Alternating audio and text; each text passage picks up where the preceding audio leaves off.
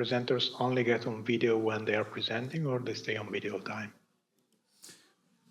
But it's the same, Claudio. I prefer that you open your camera, so everybody can look at you while you are speaking. During the presentation or anytime? Only when I'm speaking? No rules. Let's say as you prefer. Okay.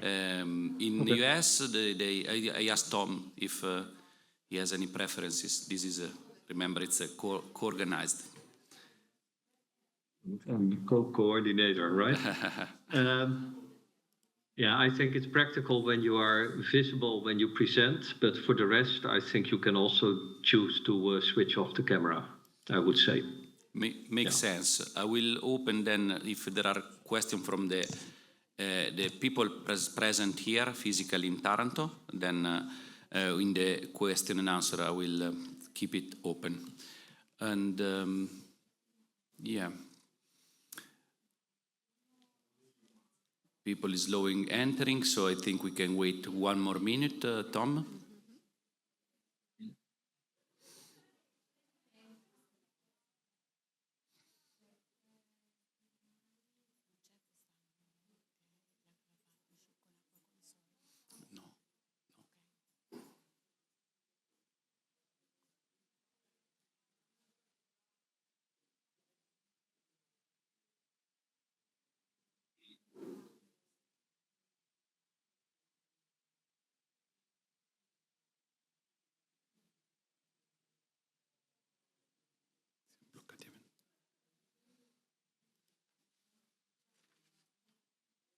Siamo bloccati a 28.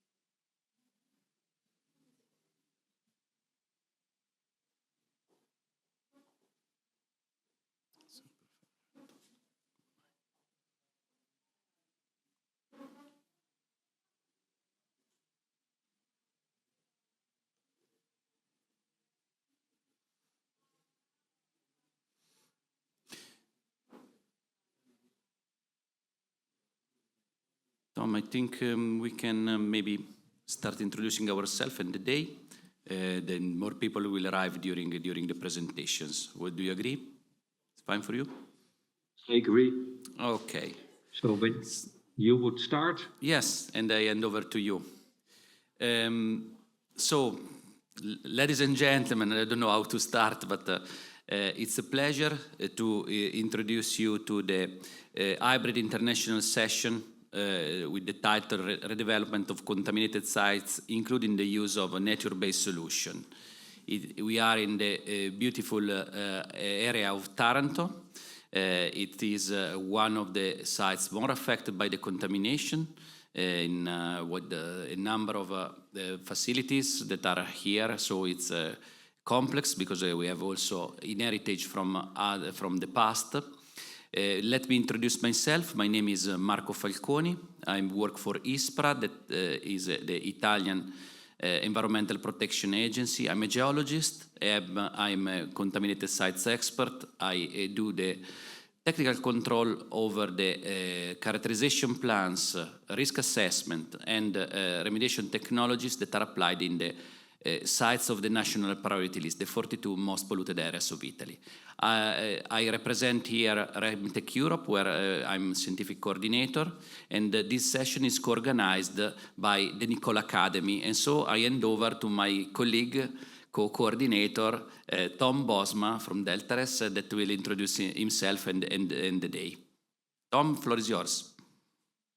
Thank you, Marco. So I'm here representing the Nicole Academy and Nicole the network. Nicole is a European network dedicated to contaminated land and sustainable management of contaminated land. And in that sense, the topic of this webinar is, of course, very applicable to what we do as a network. We have some presentations from members from Nicole. We have also some presentations from others, and we are very glad that we have a nice and mixed set of presenters for this webinar. And I shouldn't say too much, I guess, in view of the time. So I would really like to hand it over back to Marco so that we can start with the webinar.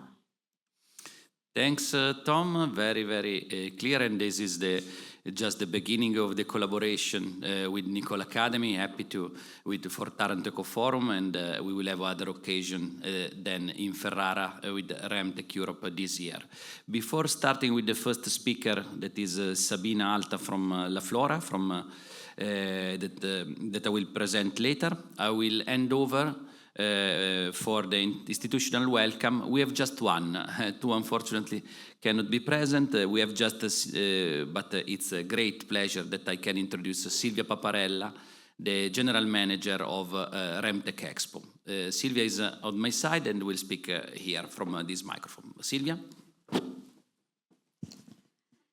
Thank you very much. Thank you, Marco Falconi, and thank you, Tom Bosma, which are the coordinators of this international session.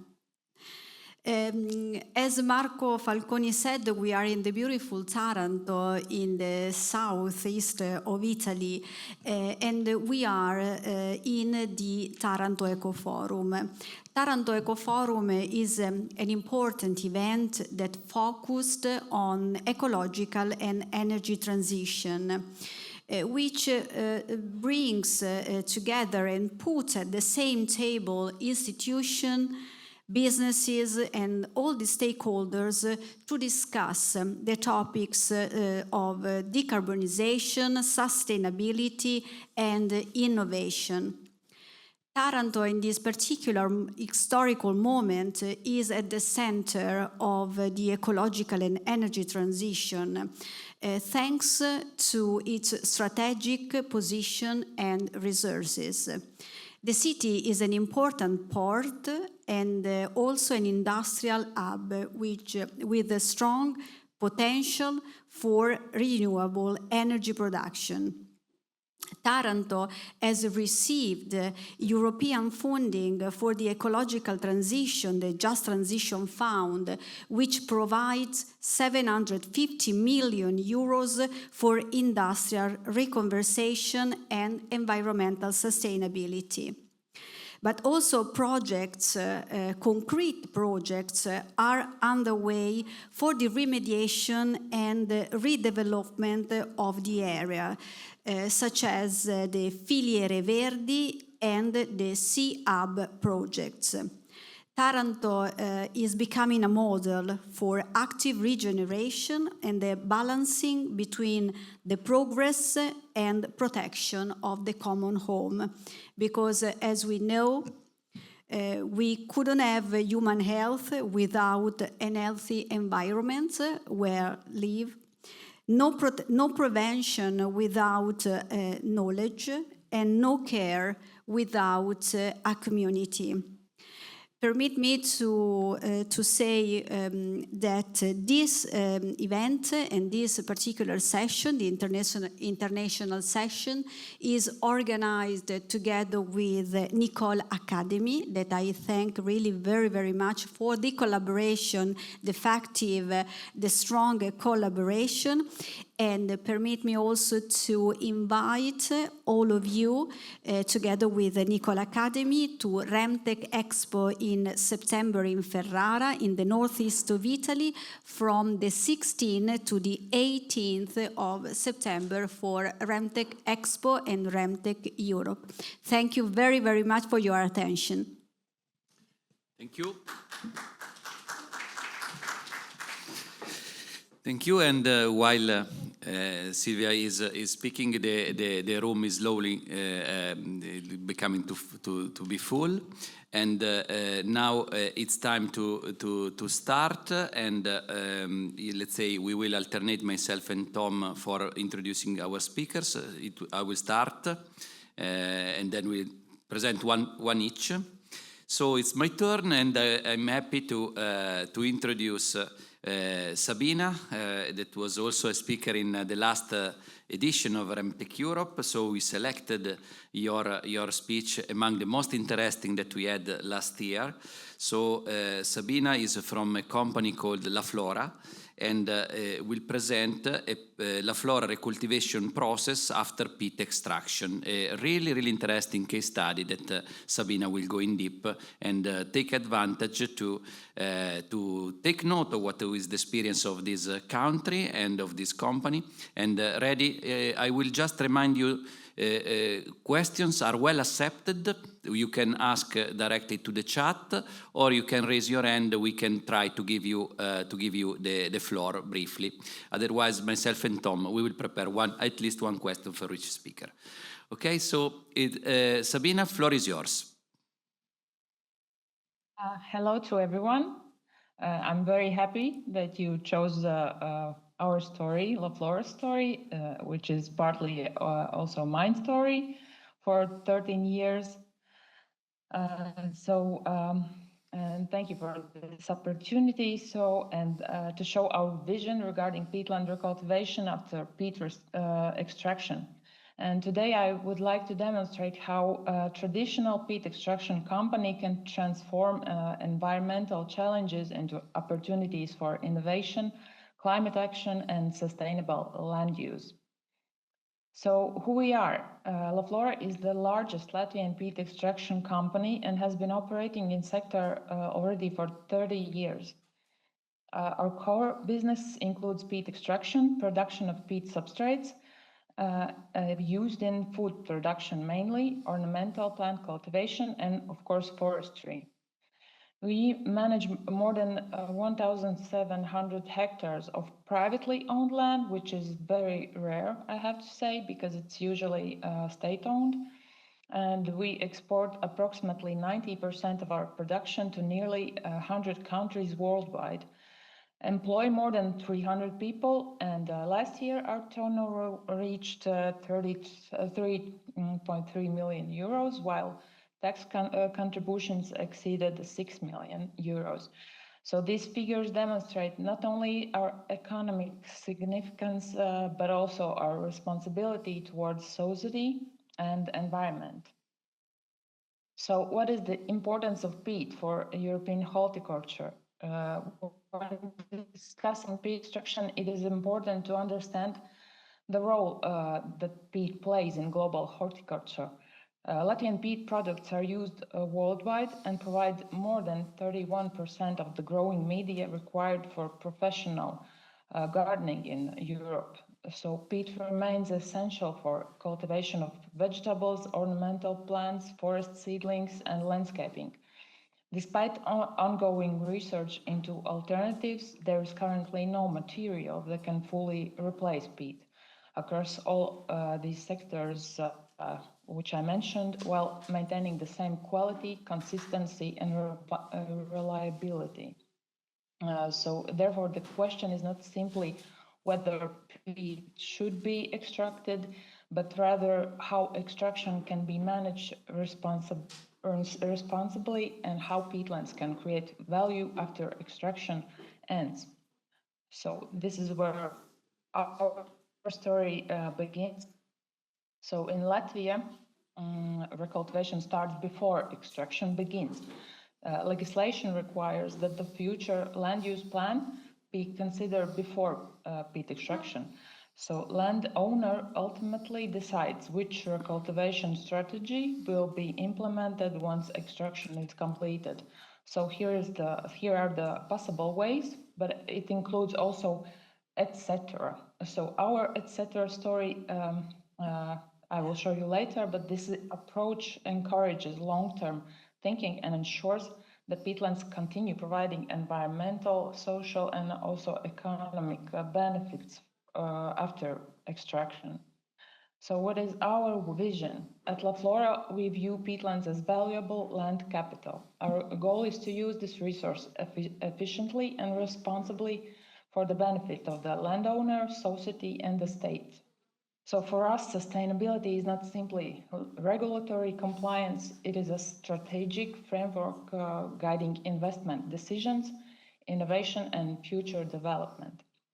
As global expectations evolve and climate policies become more ambitious, peat producers must also adapt. So we believe that adaptation creates opportunities rather than limitations. So responding to global change, peat sector is currently facing significant transformation, which is driven by European Green Deal, climate neutrality targets, biodiversity restoration goals, and of course, United Nations Sustainable Development Goals. These developments require companies like ours to rethink traditional business models, and instead of viewing environmental requirements as obstacles, we have chosen to see them as a catalyst for innovation. So what we do is we change our business model. So our objective is very clear: to balance and compensate emissions associated with peat extraction and production through renewable energy, natural capital restoration, and technological innovation. From before to after, transformation begins with a mindset. We all know that. And one phrase has guided my approach. So when nothing is sure, everything is possible. So as extraction areas reach the end of their productive life, we see not abandoned landscapes, but opportunities for renewal. So this transitions from before to after means turning extraction sites into productive ecosystems, renewable energy hubs, carbon capture areas, and multifunctional landscapes. So what is our roadmap toward climate neutrality? So achieving climate neutrality requires a combination of scientific knowledge, practical measures, and long-term commitment. Our strategy includes several interconnected components, so science-based research. All major decisions are supported by scientific evidence and collaboration with researchers. Understanding greenhouse gas emissions, carbon sequestration, hydrology, biodiversity, and ecosystem functions allows us to make informed decisions regarding recultivation methods. So the second thing is carbon storage and compensation. We actively seek opportunities to increase carbon storage through land management and innovative products. At the same time, we improve operational efficiency to reduce emissions from production processes. Renewable energy integration plays a central role in our transition strategy. Instead of relying on conventional energy sources, we are investing in energy systems that support both environmental objectives and economic resilience. New products, new innovations, we are also developing those with higher carbon sequestration potential, contributing to circular and climate-conscious economy. So our first milestone, major milestone, which we were working on for 10 years, as you see, it's wind park. It's already built. Now we are testing it, and it's supposed to start the energy transition process, and this line will start to work in end of the June, so very, very near. So this project represents more than renewable electricity generation. It demonstrates how former industrial landscapes can contribute directly to climate mitigation while continuing to create economic value. So the wind park will support our own energy consumption needs and contribute clean energy to the wider energy system, which is more than 5% from Latvia's energy system. So the second major milestone, because of this first one, we can build our green industrial area, so industrial site, which includes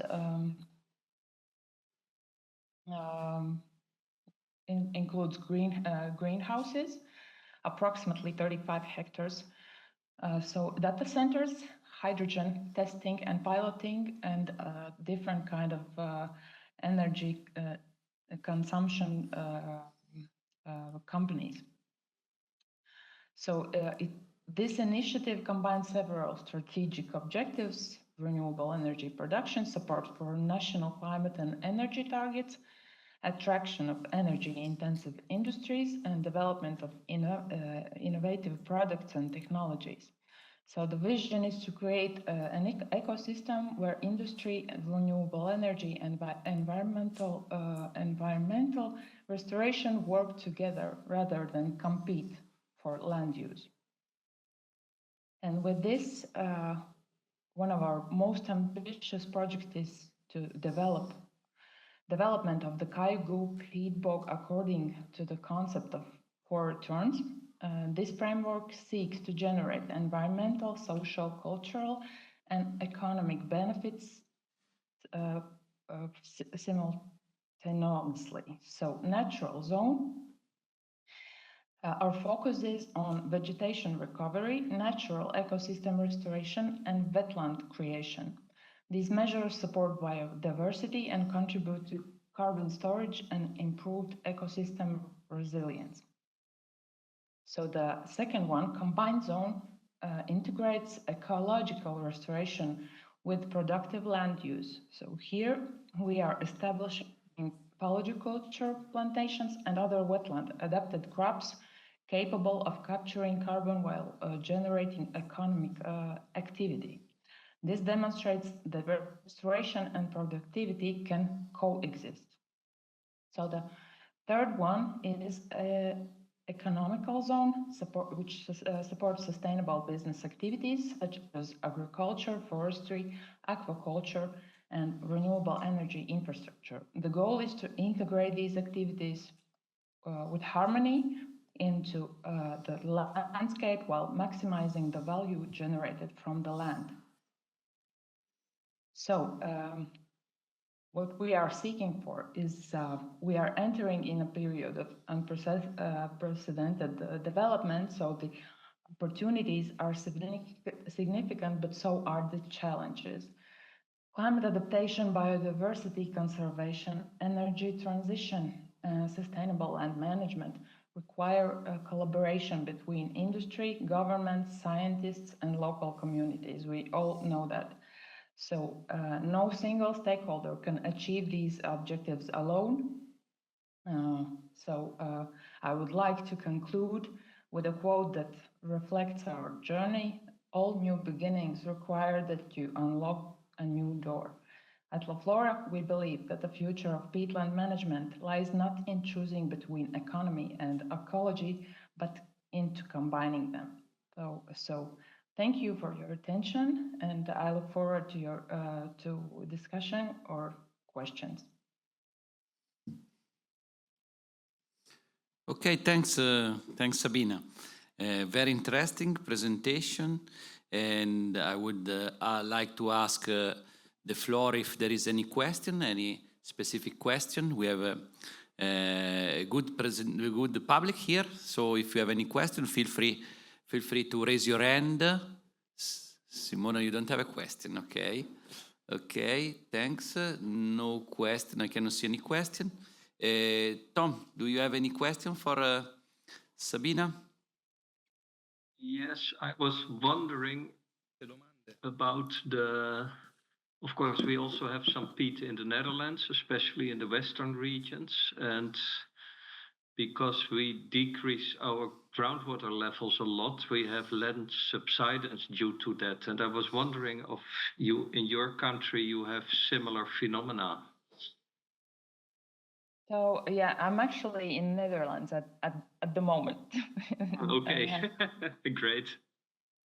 I have been to Houtbout, the exhibition, with our new product, which is isolation plates from peat.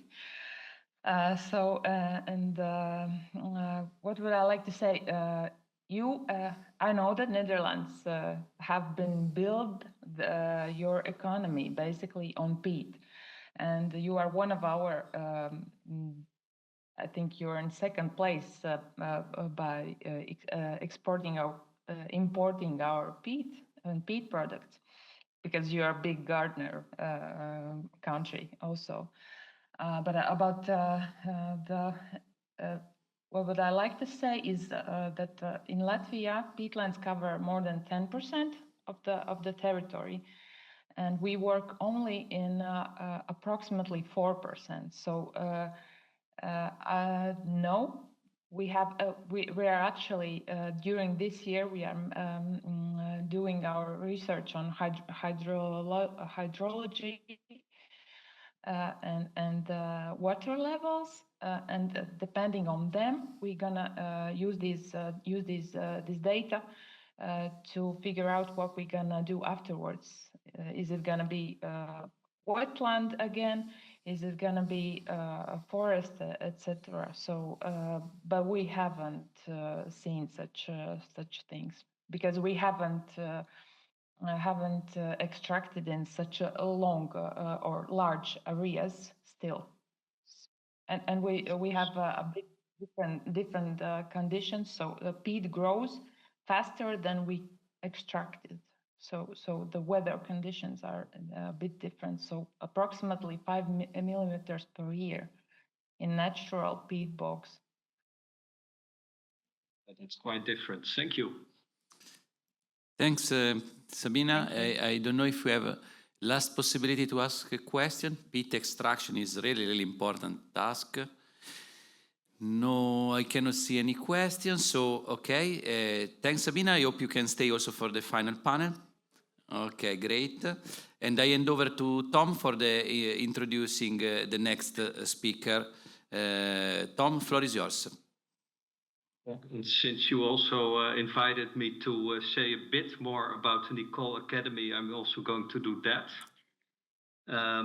Nicole is an industrial network, also having service providers and academics as members. And recently we started a Nicole Academy within the network. And the idea of this academy is also to help train young professionals in the field of soil science and soil remediation to develop them into good professionals that can take over the roles that the older white people like me are having now. And that's really interesting and really funny. And the next speaker actually is one of the members of our academic group within the Nicole Network. That's Valerie Kapuins. And she is a professor at the University of Leuven in environmental science and technology. And I would like to give the floor to you, Valerie. Okay, thank you, Tom, for the introduction. And good afternoon, everyone. So I will have a presentation for you about a study on the environmental impact assessment and sustainability assessment of nature-based remediation solutions. Well, I think you all know that the main aim of contaminated site remediation is to reduce environmental and human health risk to an acceptable level so that the land can safely be used again. But of course, remediation also causes what we call secondary environmental impacts. These are the unintended environmental downsides caused, for example, by the cleanup process. The primary goal is, of course, to solve contamination problems, but we use heavy machinery, we use chemicals, we have to transport soil, and this can disrupt the surrounding environment. So, solution to that might be to use what we call bio-based or nature-based remediation solutions, because they are normally characterized by a lower demand of energy and a lower demand of materials. But of course, they often also require more time and they are more sensitive to environmental conditions. And these nature-based remediation solutions are also not without environmental impact. For example, you can have formation of toxic byproducts. Microbial metabolism does not always result in harmless end products. In some cases, the incomplete breakdown of pollutants creates metabolites that are more toxic or carcinogenic than the original contaminant. You can think about the example of trichloroethylene that can produce vinyl chloride. and this is more hazardous than the parent compound. There are also risks posed, for example, by the use of genetically modified organisms. And even in nature-based remediation options, we have secondary emissions to air and water. So for this, to have an idea of this environmental impact of remediation solutions, it's important to quantify the environmental impact. And for this, we did a study where we compared the secondary environmental impact but also the social impact of two remediation options. So what I will explain you now is based on a case study, and with this case study, I want to illustrate my point. And for the environmental impact assessment, we use different methods. We performed a life cycle assessment, or LCA, and we also did different types of carbon footprint calculations and also compared the outcomes of different tools. So this will be the main focus of what I will be telling now in these 15 minutes. But for the same case study, we also performed a social cost-benefit analysis and did a monetary evaluation of the LCA results to calculate private and environmental costs of remediation options and also external costs and benefits. But I will not go into detail into this last point. So I will mainly focus on the secondary environmental impact. So the case study deals with soil and groundwater contamination. It's an old industrial site, and it's a contamination with volatile chlorinated hydrocarbons, mainly tetrachloroethylene, that was actually produced during dry cleaning activities. It's in a country where I live in, and in Flanders, it's a very common cause of contamination. And for this case study, we compared two potential remediation alternatives. And the first one, which I will call the chemical option, uses, among others, soil vapor extraction plus in situ chemical oxidation. And for this, hydrogen peroxide is injected into the soil. Besides these chemical remediation options, we also looked at a more nature-based option, where we combined soil vapor extraction plus stimulated biological degradation of the contaminants. And for the stimulated biological degradation, we needed, among other resources, to use lactate or molasses was also a possibility. So this is just a very brief description of the case study. And here in this slide, you can see the technology train that was used actually to treat remediation. And actually, the technologies applied were simple for both options, except what is indicated in bold. So in the chemical option, we used in situ chemical oxidation with hydrogen peroxide. And there, of course, we had to take into account that we used an oxidant, hydrogen peroxide, and this has an environmental impact. It can also inhibit microbial activity. And of course, even when we apply this more what I call chemical option, there is a limited extent of biological degradation. For the case that I call the more nature-based solution, we use also a little bit of in situ chemical oxidation, but we also combined it with biological degradation, and we stimulated the microbial activity by injecting lactate to stimulate it. So these are actually the main differences between the chemical and the more natural option. And for both options, we then calculated the environmental impact. The first way to calculate the environmental impact was with life cycle assessment. So I don't know how familiar the audience is with life cycle assessment, but I can briefly illustrate this with this representation. So life cycle assessment is a standardized method, and it's used to evaluate the total environmental impact of a product or a process or a service throughout its entire lifespan. So it actually tracks every stage of existence. It includes raw material extraction, manufacturing, transportation, use phase, and also a final disposal phase. And by analyzing all these stages, by analyzing all the inputs, all the outputs, emissions, etc., we can calculate and quantify the environmental impact of a product or a process. Life cycle assessment has traditionally been applied to products and services, but since 2 decades, it's also been applied to site remediation and to all the processes and products concerned within a site remediation project.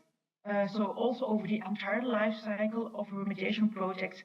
And what's important here, it allows us to express the environmental impact of such a process as one dimension score, and it allows us to compare different options. And on the schematic representation here on my slide, you can see different stages of a life cycle assessment. So a life cycle assessment typically starts with defining the goal and scope. And for example, in this case, it could be that we want to remediate a contaminated site up to a certain level of contamination. That could be the goal and the scope. And very often we also define what we call a functional unit. And so we can say, and we will calculate the environmental impact per cubic meter of soil that is being treated. And then we can compare different alternatives.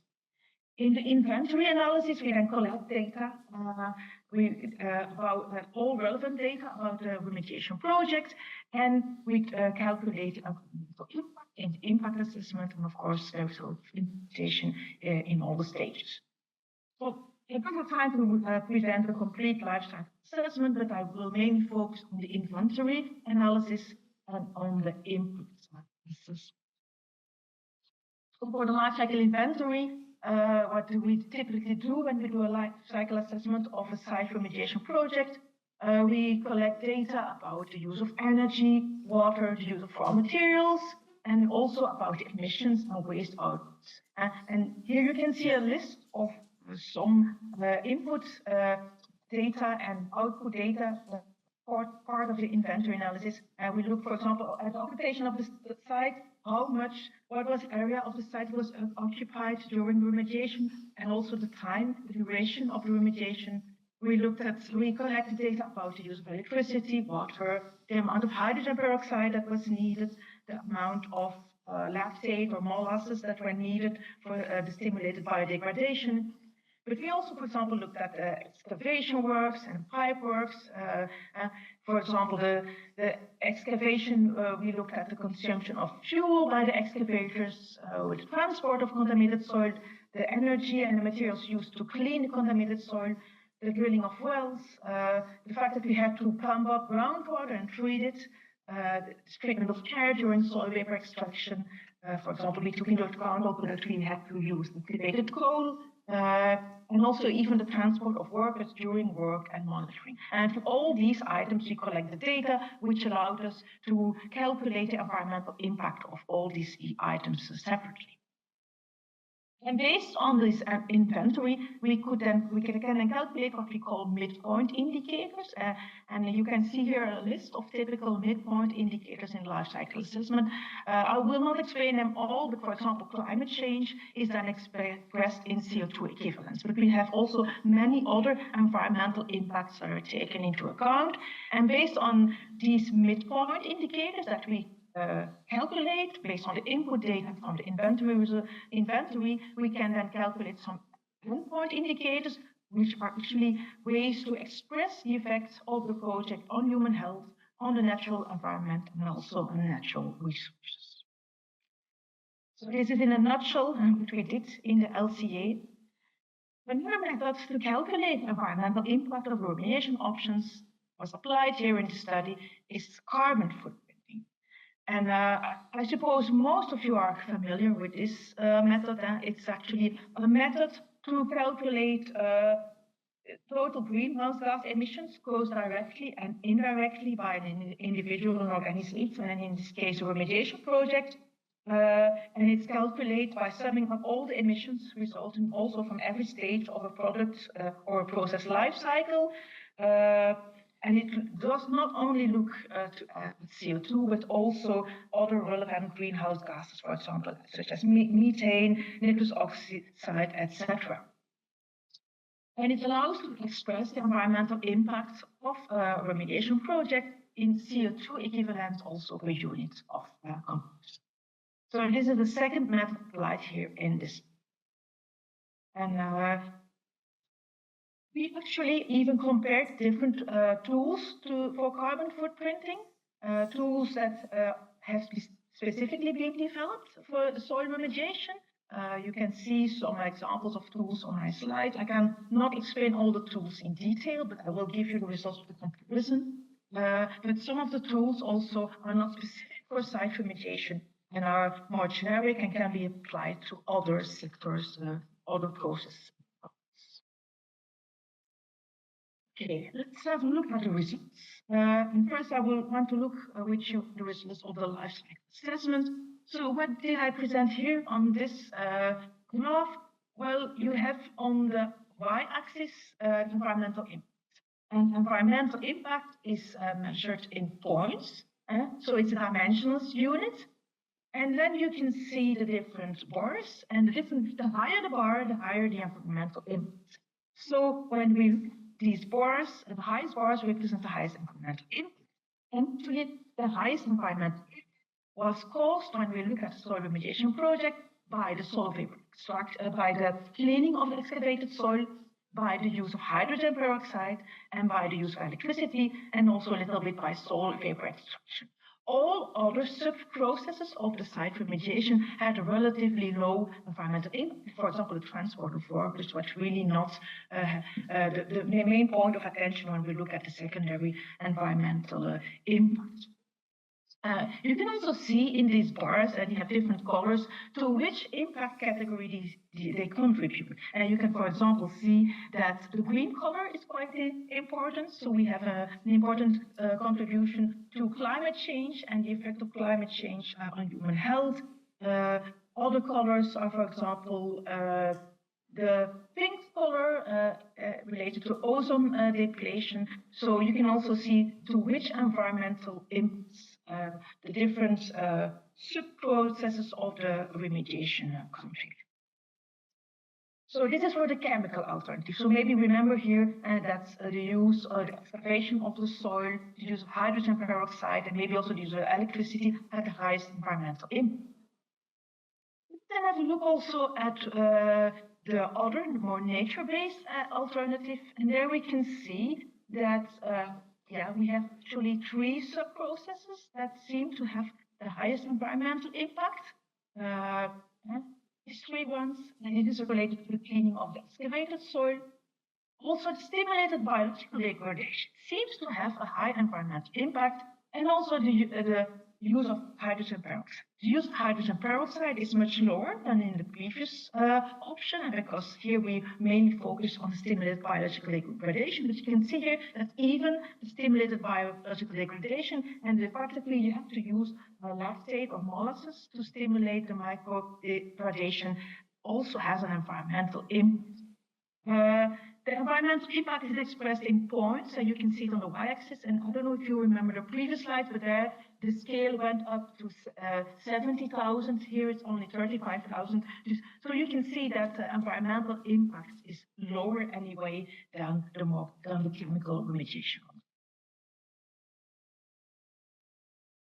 Okay, that's for the environmental impact calculated with life cycle assessment. When we look at the environmental impact calculated as a carbon footprint, what I show you here is the carbon footprint calculated for the remediation of the chemical remediation options with the different tools. So each of the bars is actually a different carbon calculation tool. And the first method that I want to give here is that different carbon calculators result in different results. Maybe this is not that surprising, but you can see that the carbon footprint calculated can even be very different depending on the tool that you use. What we also can deduce from these results is that the carbon footprint is mainly coming from in situ chemical oxidation, so mainly from the use of hydrogen peroxide.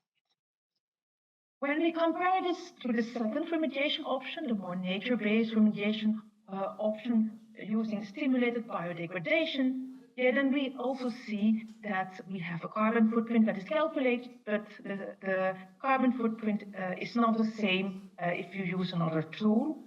And here we can also see that biodegradation and practically use molasses or other amendments to stimulate biodegradation also has a quite important and significant environmental impact, which is more important than the environmental impact, for example, of excavation.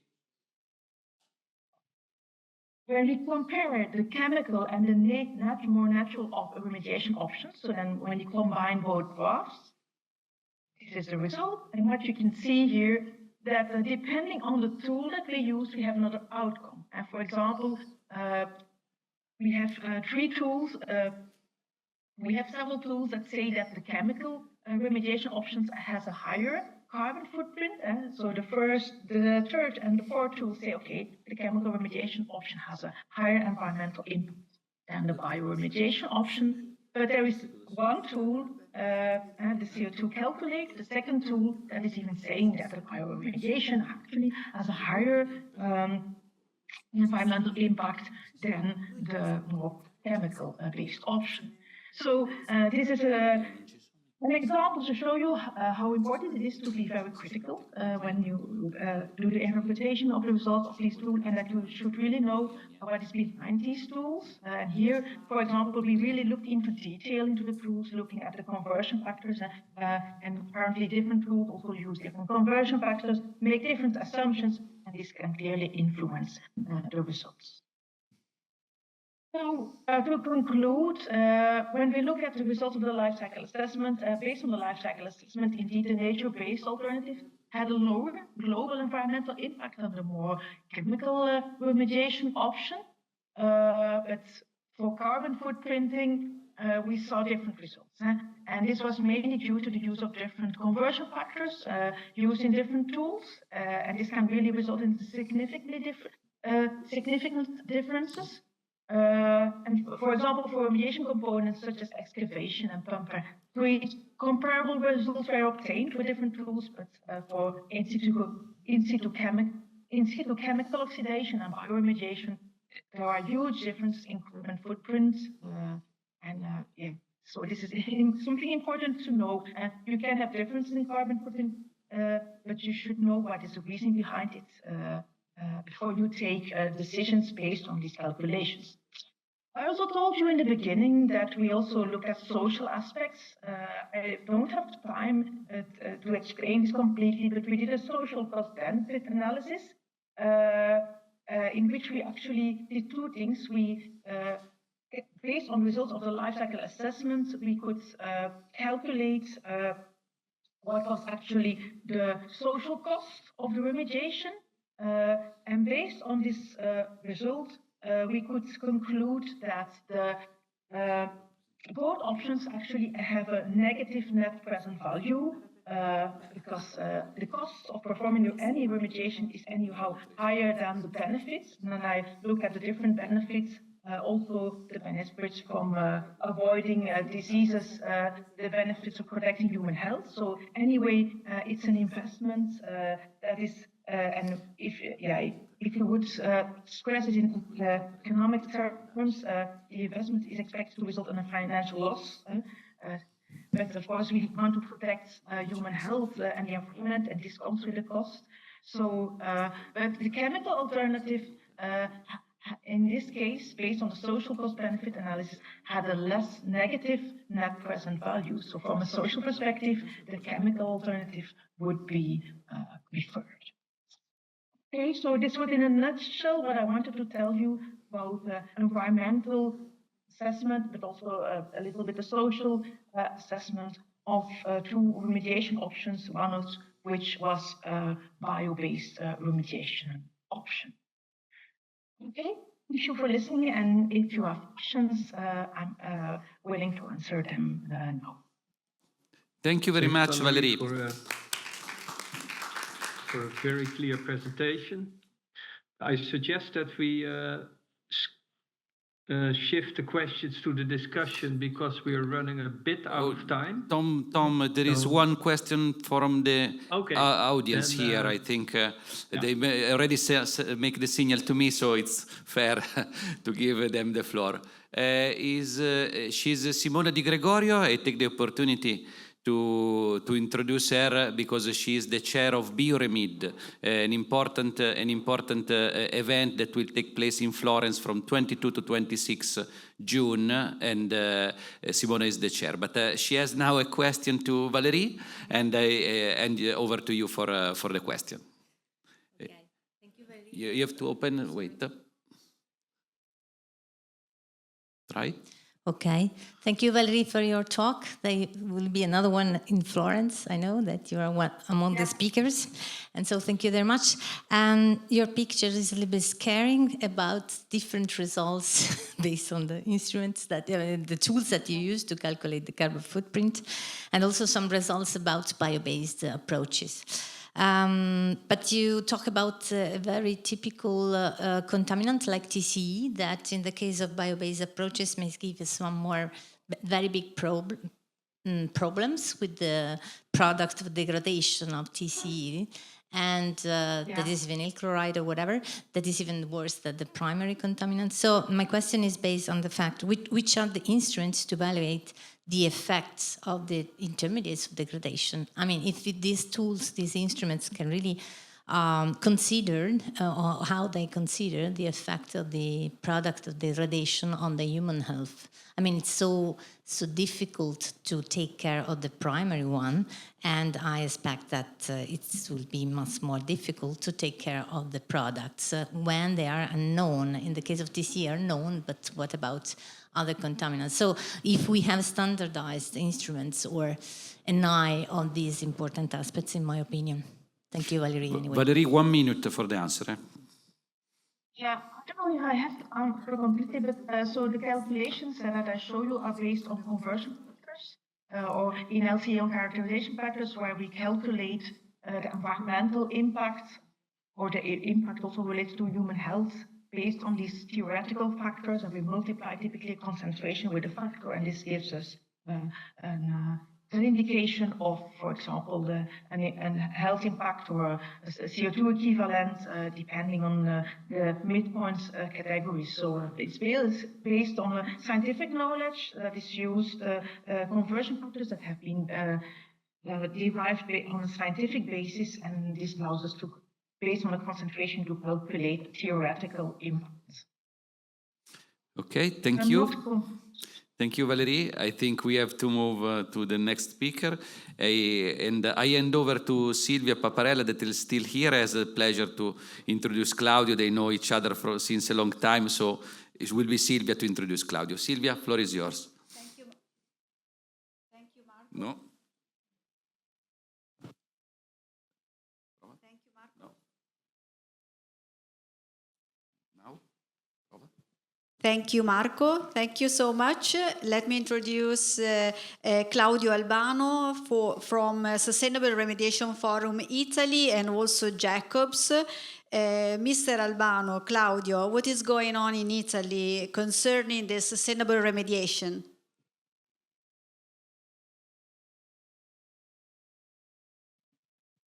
Claudio? Yes, can you hear me? Yes, now yes. And and I'm also trying to get my screen to share. And thank you, Silvia. It's hopefully you can hear and see see the presentation. Thank you, Silvia, for the introduction. It's a pleasure being here. So thank you to you, to Marco, to Tom, to the organizing committee of this Taranto Eco Forum, and to the speakers that anticipated me.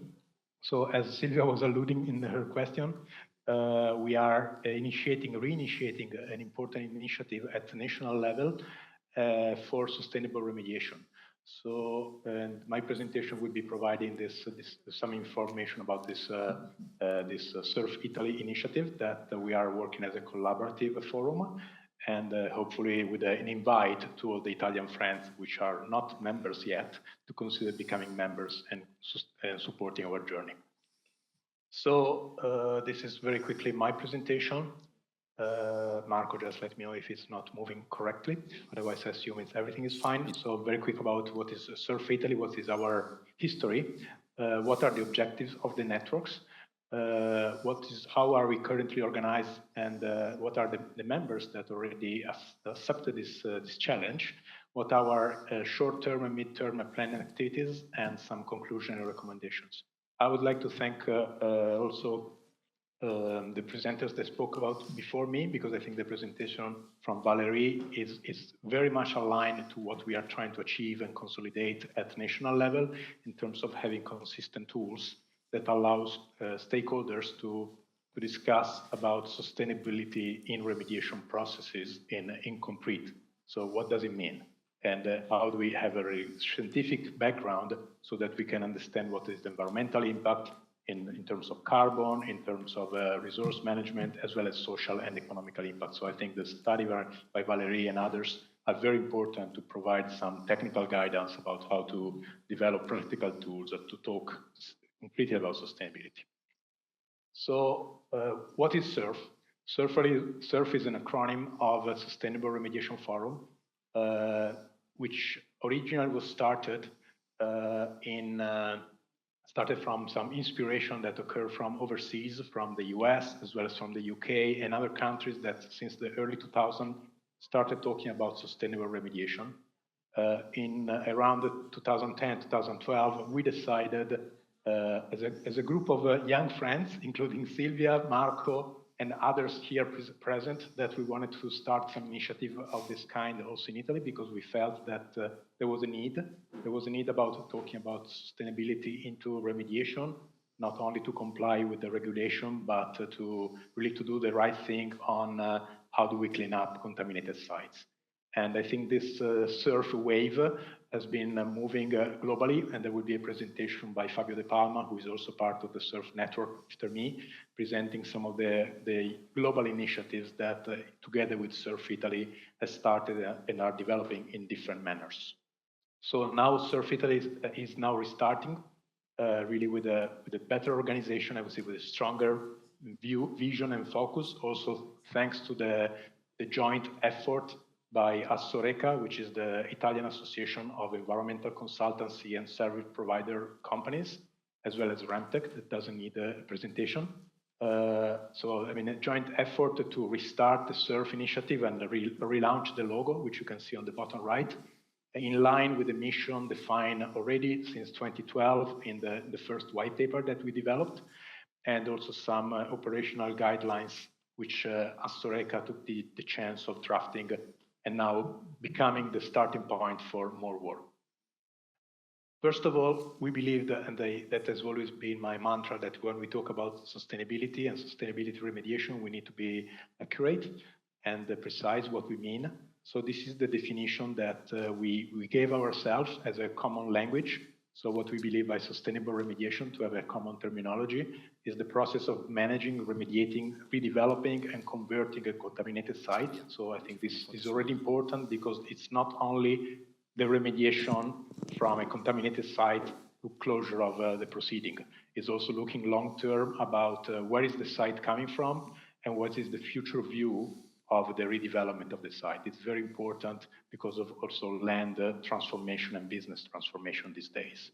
And this process should be aimed at identifying the best solution from the three domains: environmental, economical, and social, from its implementation through a decision-making process. So, I mean, going back to what Valerie was sharing, I mean, having some decision-making process, something which is shared with the stakeholder. It's not only the proponent, it's not only the authority, it's not only the community, it's all the parties need to have a voice into deciding what is sustainable. And we added recently that this process should be capable of responding to the challenges posed by ongoing changes. And when you think about changes, we can think about new regulations, new contaminants, let's think about PFAS, new geopolitical pressures, energy challenges, and others. So I think sustainable remediation needs to be resilient to these changes. So the objective of the networks, I think, is pretty clear from already my introduction. We want to become, humbly but firmly, a national reference platform to promote sustainability at the Italian level, certainly by connecting different stakeholders, our members, but also other stakeholders outside, certainly the public authorities, the industries, the regulators, the research, and looking for a common view in the circular economy and climate resiliency.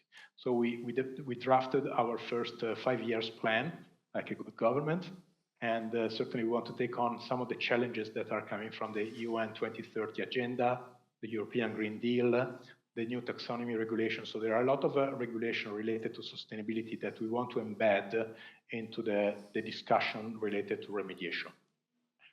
So in order to create some concrete operational tools that can be available to everybody that works in the remediation in the context. Certainly there's a push by economic operators to incorporate ESG, environmental, social, and governance aspects in all their activities, including remediation. And certainly we know there is a recent European directives that will need to be implemented into Italian regulation, the natural restoration law, the recent soil monitoring and resilience directive.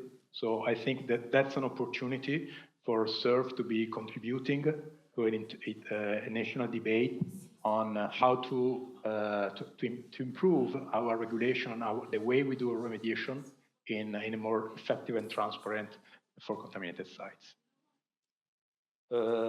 So more detailed, we want to consolidate SURF Italy as an open and trusted national network. We want to be science-based, like Nicole is a science-based. So we want really to provide fact. We are technical people, and we want to help creating the basis for decision that can be implemented at various levels. We want to integrate sustainability to the remediation process. Therefore, we believe that some of the important actions is bringing the draft operational guideline that we developed to fruition and making this very operative and really like a checklist and a workflow for different operators to sit around the table and discuss about what is a sustainable remediation. As I mentioned, we want to contribute. Certainly, we are not a public regulator, but we want to be a stakeholder and to be collaborating with the public authorities to foster the adoption of sustainability principles, which are starting to be mentioned, but not in practical way into the debate. And certainly contributing and participating to a European and international discussion on this best practices, certainly with Nicole, as Tom was mentioning, and as my colleague Fabio De Palma will mention later on. Certainly, as I mentioned, promote sustainability as a measurable value. We are scientists, engineers. We want to measure things. We want to have some practical tools that allow to compare things in a measurable way with carbon emissions, with energy efficiency, with the health and safety risks. So we want to continue using practical, quantitative tools that will allow comparing different remediation or redevelopment options. And certainly we want to contribute in situations like today, and certainly we will be attending RAMTech to educational opportunities and communication, so disseminating our initiative at broader level to support the implementation of this practice.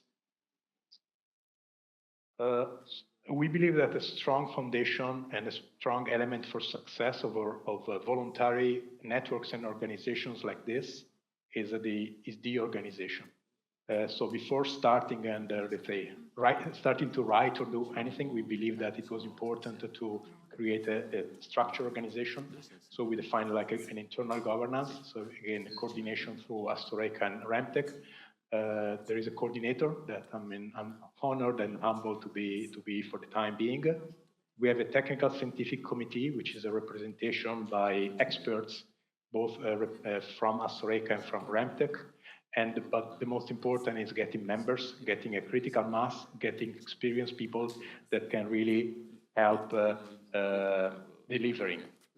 And we already developed some operating rules, program documents, and a membership application form. So there is no excuses. If you're interested, you know how to get in touch with us. And on the right side, you can see our dual language website page.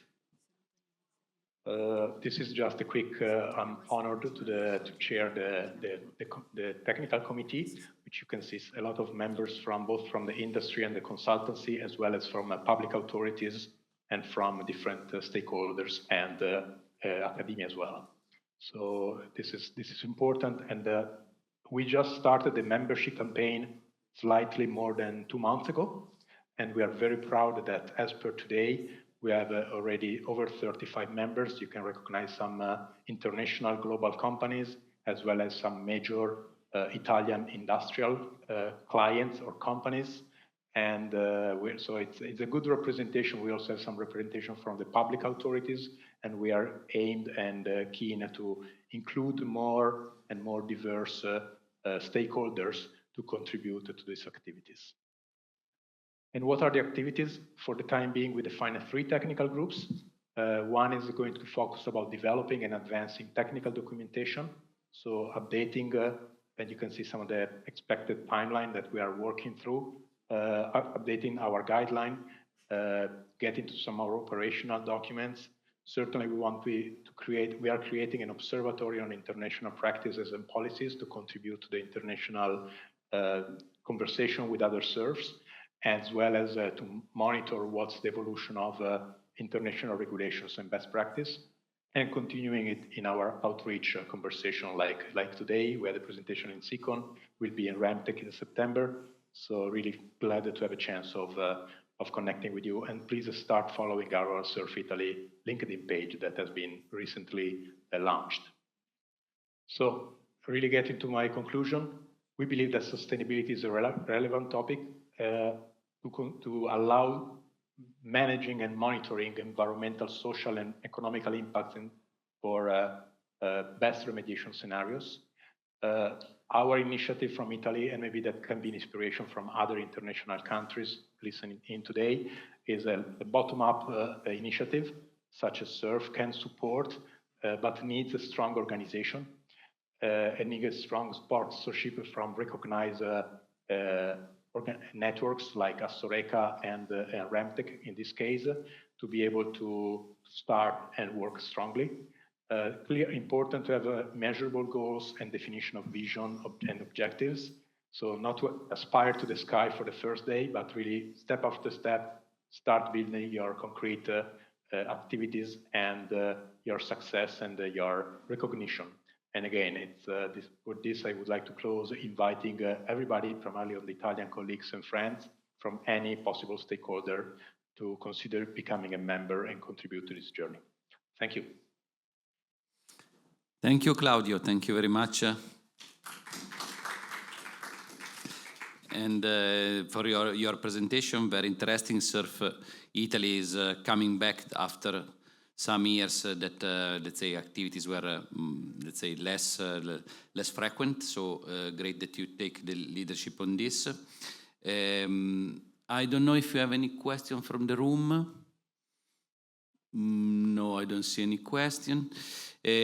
Just a small consideration from you, Claudio, about the new directive, that the soil monitoring law that is also taking into account sustainability, and also that we cannot start, let's say, from the scratch to start the characterization of so many sites. So what is your feeling about this? What is the feeling of the SURF Italy and the SURF of all around the world, or especially the European one, on those principles? Well, certainly, probably you need a lot of time to answer this question, but I would say that this represents an opportunity for us. I would say that both at the Italian level, where we already have a strong environmental regulation on the 3152 for to manage a contaminated site. Certainly the soil monitoring directive puts some challenges, some opportunities about the broader pollution and the diffuse pollution, and even other quality criteria, not only purely contamination, but also the soil texture and other elements. So I think it offers us an opportunity to challenge what is soil health. Also, I would like to say that maybe for other countries where there is not an existing, even in Europe, where there is not an existing soil quality regulation, again, it's an opportunity to start embedding sustainability earlier on in this new regulation. But it will be a challenge, and I think but to me, it's an opportunity about trying to improve and make also reasonable decision, because as you say, we cannot characterize every single plot of land, because that's not sustainable from an economical standpoint. So I think a risk-based approach needs to be continued, and let's see how we can work together towards this. Thank you very much, Claudio. Tom, I don't know if you have any other question, or we can go forward with the next speaker, as we are 10 minutes behind schedule. I suppose that we move on. So Nanne Hoekstra is going to give a presentation of the use of wetlands for remediation of polluted land. Nanne is a colleague of mine at Deltares, the Dutch Institute for, how do you say that? Sustainable living in deltas, let us put it that way. And he has worked already for a very long time on literally green solutions for soil pollutions, and literally green, that means that you are using plants. So Nanne, the floor is yours. Yes, and also, sustainable. It's also about sustainable remediation, I think. It's all about it.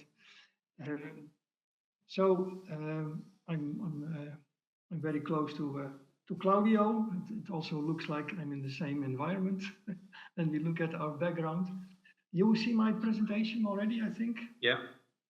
And also you see him change now. Yeah. You see him change, yeah. So I would like to talk about green remediation. We all know that we can perform natural degradation. We can improve the natural degradation by in situ remediation. We always do it in the soil, but that's not always possible. It's often very complicated. So we had the idea to just bring it to the surface. We could pump up polluted groundwater, for instance, by a windmill, as you can see here, and we bring it into an artificial wetland. You can see an example of that here. This was the building of the wetland, and you see different compartments. You should remember that for the next slide. And here you see it growing, and here it's in winter time. Our field workers is on the ice, and we monitored everything. So what is happening? This was a place like many others where we have chlorinated solvents, and the chlorinated solvents degrade. But the thing is that every degradation intermediate requires different conditions for further degradation. And that is something we can very well use in an artificial wetland, like we constructed, as you saw in the pictures. And here are some graphs of our results. We see that in time that conditions improve and they optimize for degradation. That we see here, and here we see progress in time, but also in the compartment from the influent to the effluent. You see that nitrate is disappearing, which is good for the process we want. We also see sulfate disappearing in time, but as you see, the green bar that was in winter, and in winter the conditions are a bit less favorable. We also see that the right organisms are growing, and more when you come further in the artificial wetland, in the compartments that are close to the effluent. As a result, we see complete degradation, but we also see that the degradation is a bit more complete in summertime. The measurement in wintertime on the left, we see still some earlier products, and we don't. But still, the degradation is complete from PCE to ethene. How does this work? Well, this is the principle of operation. When we use plants, they reduce the redox potential in the system because of the production of organic matter. But those submerged plants, they also increase the redox potential because of introduction of oxygen via the roots. And as you see here on the right, that results in different redox zones between the roots. And this creates niches in the root zone with all possible geochemical conditions you can imagine.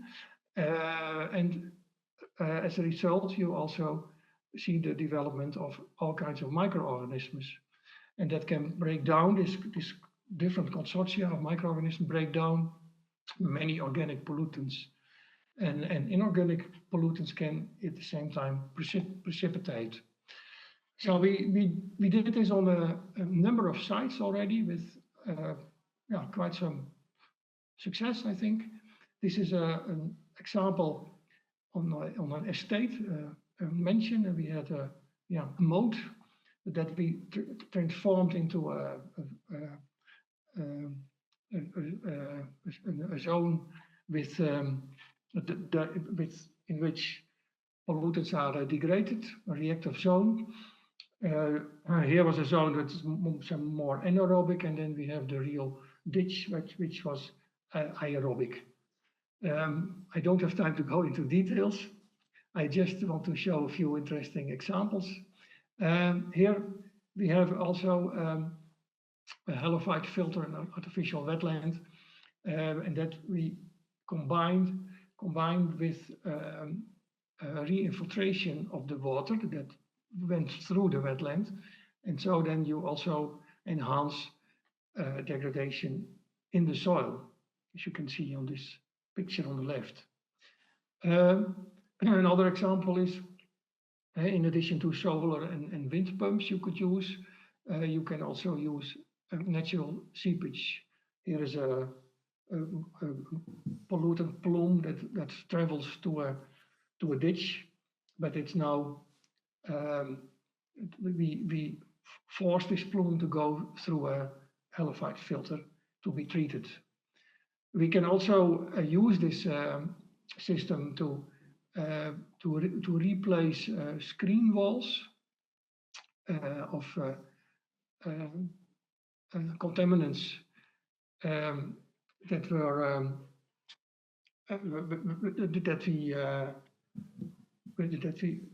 for which we have placed screen walls to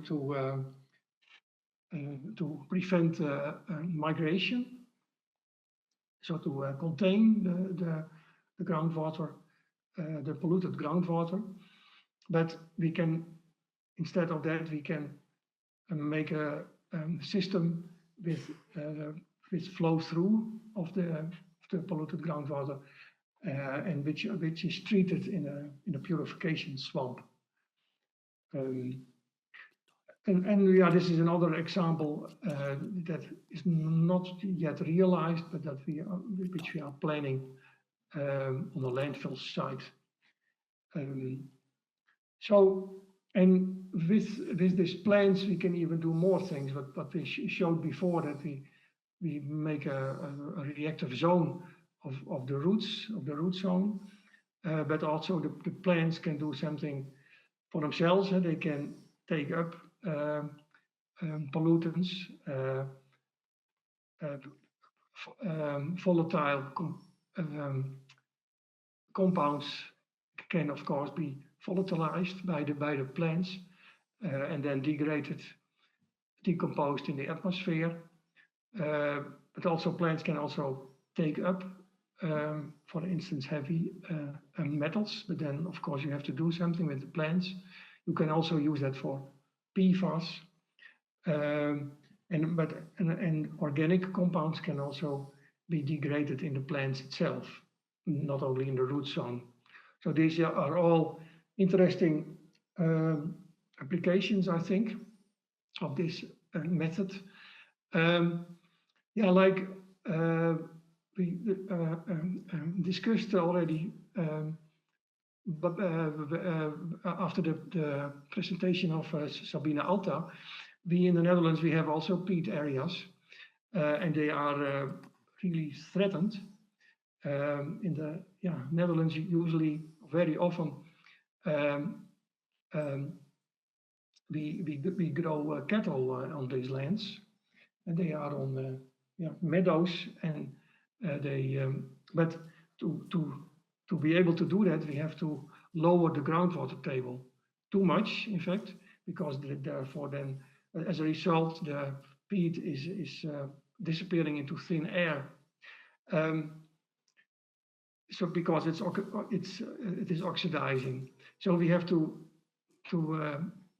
higher the groundwater table, But as a result of that, a lot of nutrients come into the system. And a very interesting system, which we are now investigating, is to combine raising cattle with growing with cattails that purify the water. In that way, we can sustain these beautiful areas with peat. Another thing we are investigating is the concentration of PFAS into plants. In fact, that is often considered, uptake of PFAS by plants is considered as a potential problem, because what can you do with the plant material then? But when you organize it well, then you can use that as a remediation solution. But then, of course, you have to harvest the plants and do something with that. But that's still, we are still investigating that. So we have a very good experiences with this method of using artificial wetlands mainly, and other plants, as a remediation method. Of course, you need a long time, and you need enough space to do this. I think Valderica Pines was talking about the environmental impact and the sustainability assessment. I think you should include, and perhaps that's something for the panel discussion later on, I think you should include that when you apply these kinds of methods, that it has a lot of other advantages. We say by solving the 20th century problem of soil contamination, we tackle also 21st century challenges. And that is a long list: improving biodiversity, reducing urban heat island effect, sustainable energy production even, wet cultivations for sustainable raw materials, water retention, recreation, public health, all those things. When we think further, we could think of a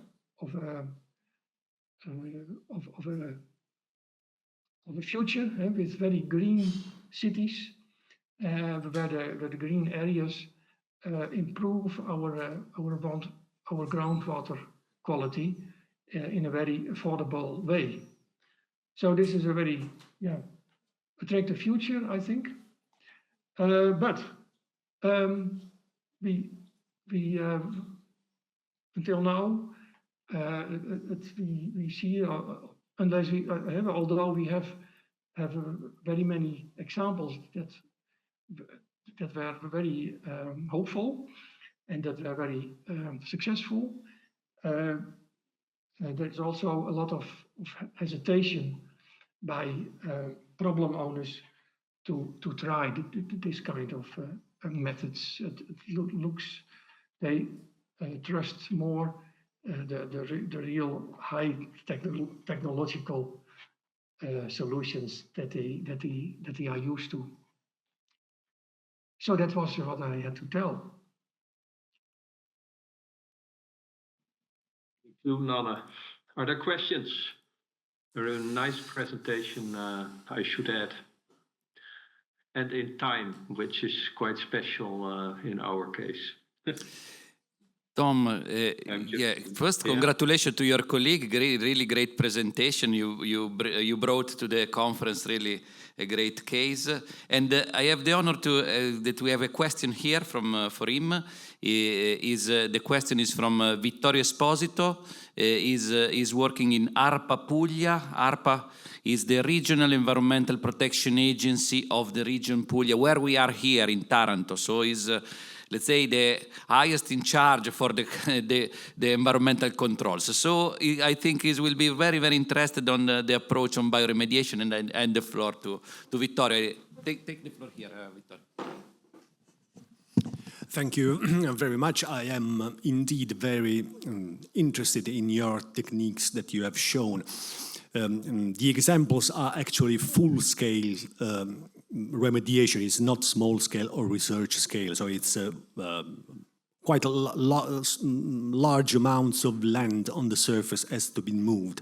So my question is, in the Netherlands, how easy is for you to obtain permitting to do such operation? Because I am thinking here, you would go before using wetlands or moving such large amounts of land through very deep screening by authorities, including myself. So how does it work in the Netherlands? How easy is for you to be permitted to do such things? And a question that arises further.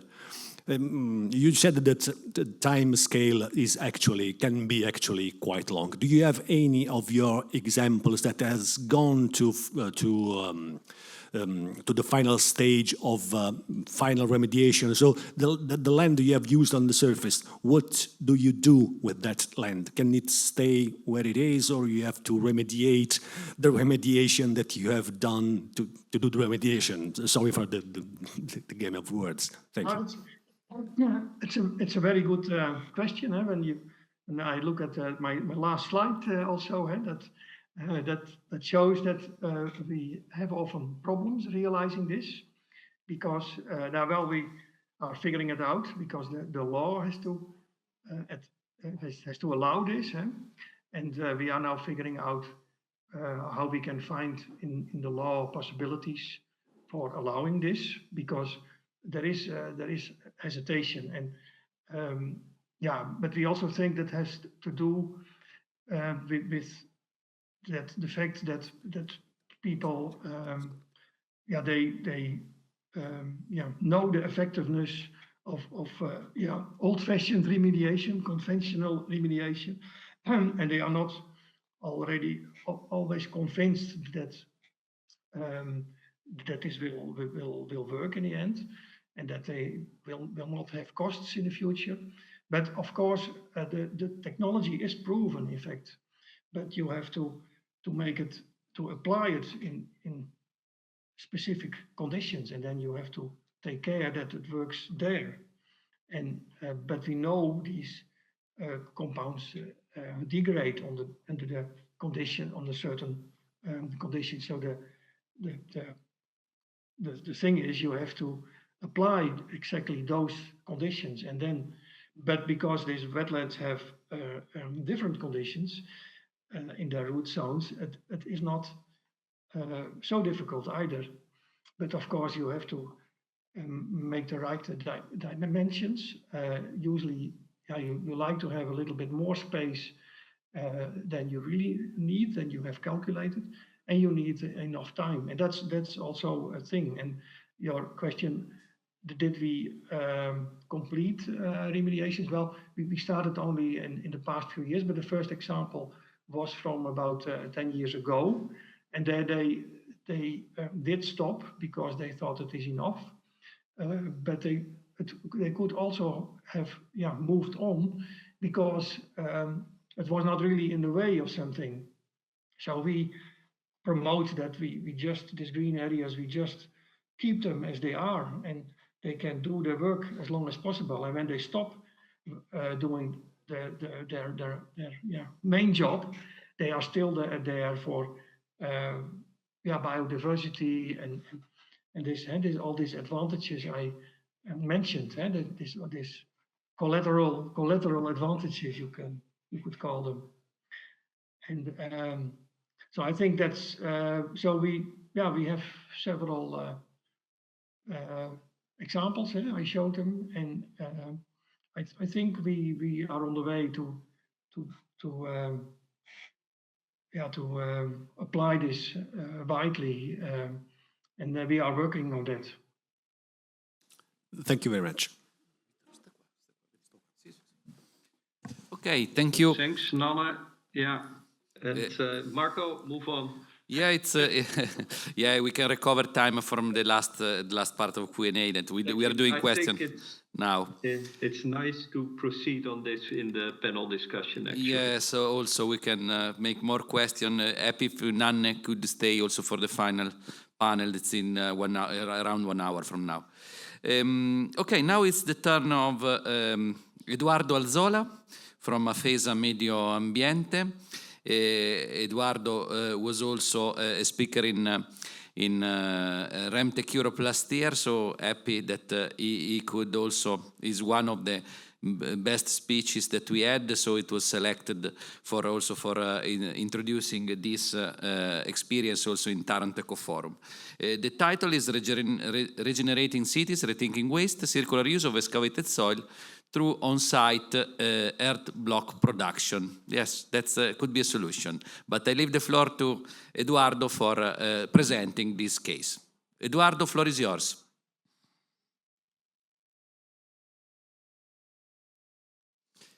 We cannot hear you, Eduardo. We can see full screen, but we cannot hear you. The microphone is not working. What about now? Now, yes, okay, now? yeah, we can hear you, perfect. Share again the screen. Yes.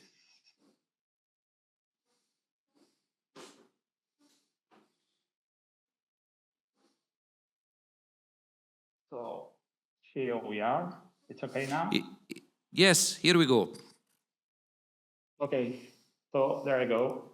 This is my project, as Marco said, Regenerating Cities, Rethinking Waste, Circular Use of Excavated Soils through on-site earth block production. First of all, let me introduce the place we are working. It's, well, it's important to say, we are in the Basque Country, northern Spain, in Bilbao, and exactly in the artificial island of Sorosaure, which is located in Bilbao estuary. It's important to talk about the region because in Spain, the competencies on contamination of soil are devolved to the autonomous communities. So as we have 17 regions, we have 17 little countries, each one with his own depth and rhythm of implementation of criteria and legislation on soil protection. So in Bilbao, as it's in the Basque Country, sorry, being quite a small territory with very high density of former industrial sites and quite complicated topography. The soil is a very important resource. So we were pioneers in Spain on soil protection. So nowadays we have a quite modern legislation, but perhaps too strict regarding the reuse of excavated land. So big quantities of excavated land coming from brownfields, even if it's not polluted, are condemned to be sent to landfills. So for years we have been sending a lot of useful land to landfills. We are still in this lack of criteria, but well, we are working on looking for solutions. Our site, as you can see, was this picture of the 60s of the last century. Is you can see the excavations of the construction of what was a peninsula that was excavated for port and custom services. So it became,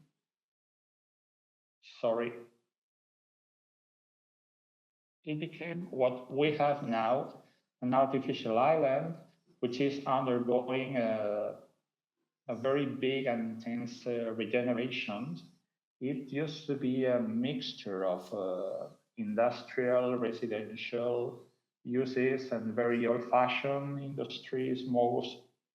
Many of them were already abandoned.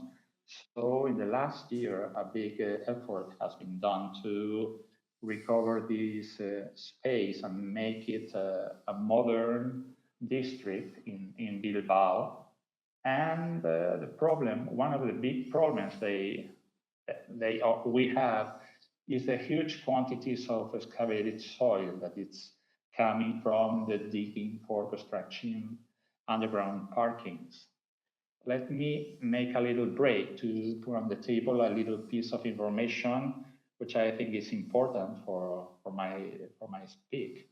And is that at the beginning of the 2020, one of the main landfills in the Basque Country collapsed. 2 workers died, and the landfill was absolutely destroyed. From that moment, the capacity of landfills in the Basque Country was dramatically diminished. And well, the consideration about sending wastes to landfills had to be absolutely changed. The problem was that the laws and the administrative criteria are not still ready to have a mechanism to reuse lands. We have a certain lack of criteria, but the problem is that we have to do something to solve it. In our case, in the island of Sorrosaurre, we expect to produce about 2,500 cubic meters of excavated non-polluted clay silt material for building parkings, which is a huge quantity. In the first phase of the construction, it was previous to the landfill collapse, was not so difficult to find a destiny for these materials, but nowadays, as they are a material that, in spite of not being polluted, their technical or geotechnical properties are very poor. So they are not good for construction, not even for sending them to landfills. So we had to find a solution for that materials. Well, to show a picture of how big is the problem, there we have a comparison between a football court, a building, people, cars, in comparison with that 250,000 cubic meters of excavated soil. That makes the problem a material that is very difficult to send anywhere. So we wonder if we could find a solution to use it in Sorrosaurre itself. So we had previous experiences on searching resites to stabilize excavated material for different uses or different destinies, products, or changing their condition of waste. And so we started studying the material and watching to see if we could find any solution to avoid having to send it to the landfill.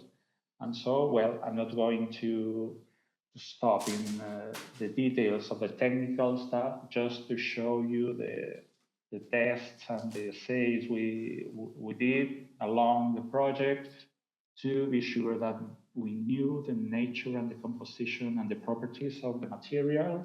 Well, obviously, we arrived to the conclusions that the raw material was not useful for construction, so we discarded the possibility of reusing it directly for any use filling on peninsula, because, well, on the island, because the level has to be raised for flood protection. But even for that, the material was not usable. So we started testing what could we do with different assays, different recipes of mixing with stabilizing products. We made several assays, several recipes, several combinations.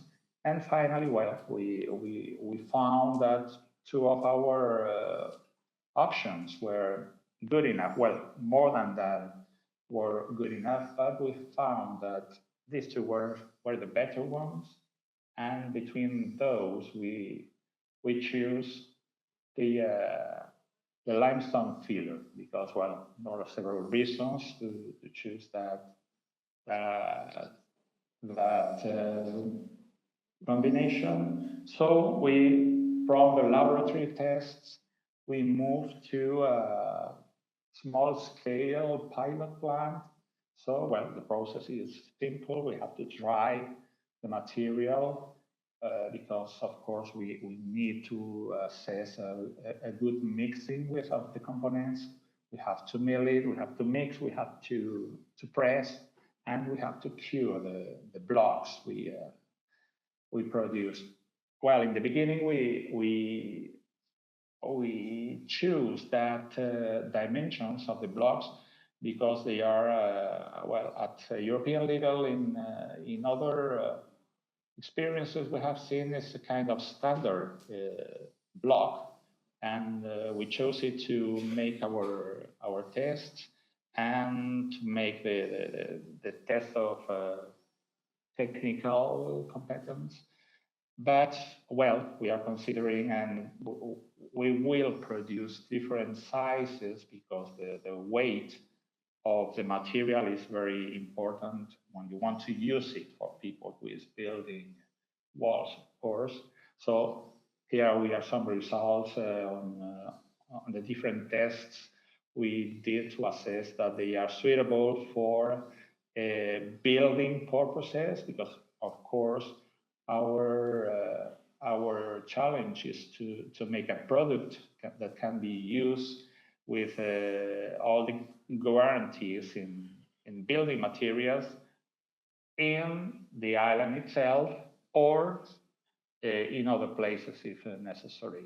So here we have a rapid sight of what we pretend to do. Of course, the main challenge of the project was to produce internal not load-bearing walls and lining new buildings by the moment, so we can use it in the inner part of the buildings for non-structural walls. And as in the island, the project needs a filling to raise the floor level because of the flood protection. They will need a lot of material coming to that work. So we have also tried and assayed to produce soil cement, and we have made also a small scale test on site, and well, we have had good results, so we are sure that we can use it for that purpose. Here, the current project status, we are not talking about birds and flowers. We are decided to produce. So in this moment, this is the situation of our project. We have finished the testing. One of the most preoccupant thing that we were worried about was the urban planning clearance, because in this kind of contexts, sometimes where you have to live with a city council to assume that your installation is compatible with the ongoing project in the island, sometimes it looked difficult, but we did. So we have achieved that stage. Then about the environmental authorization, of course, the Basque Country government is in favor of this initiative because they assume that it's not only good but necessary for the development of the island. And so the environmental authorization procedure is on an advantageous state. And in parallel, we are working in the assembly. So we expect that in September, next September 2026, we will be able to have everything to start producing. We will have the authorization, we will have the installation ready, and we will start to produce. And well, as conclusions, we have assessed that non-contaminated excavated stored in clay seal can be a valuable resource for production of construction materials.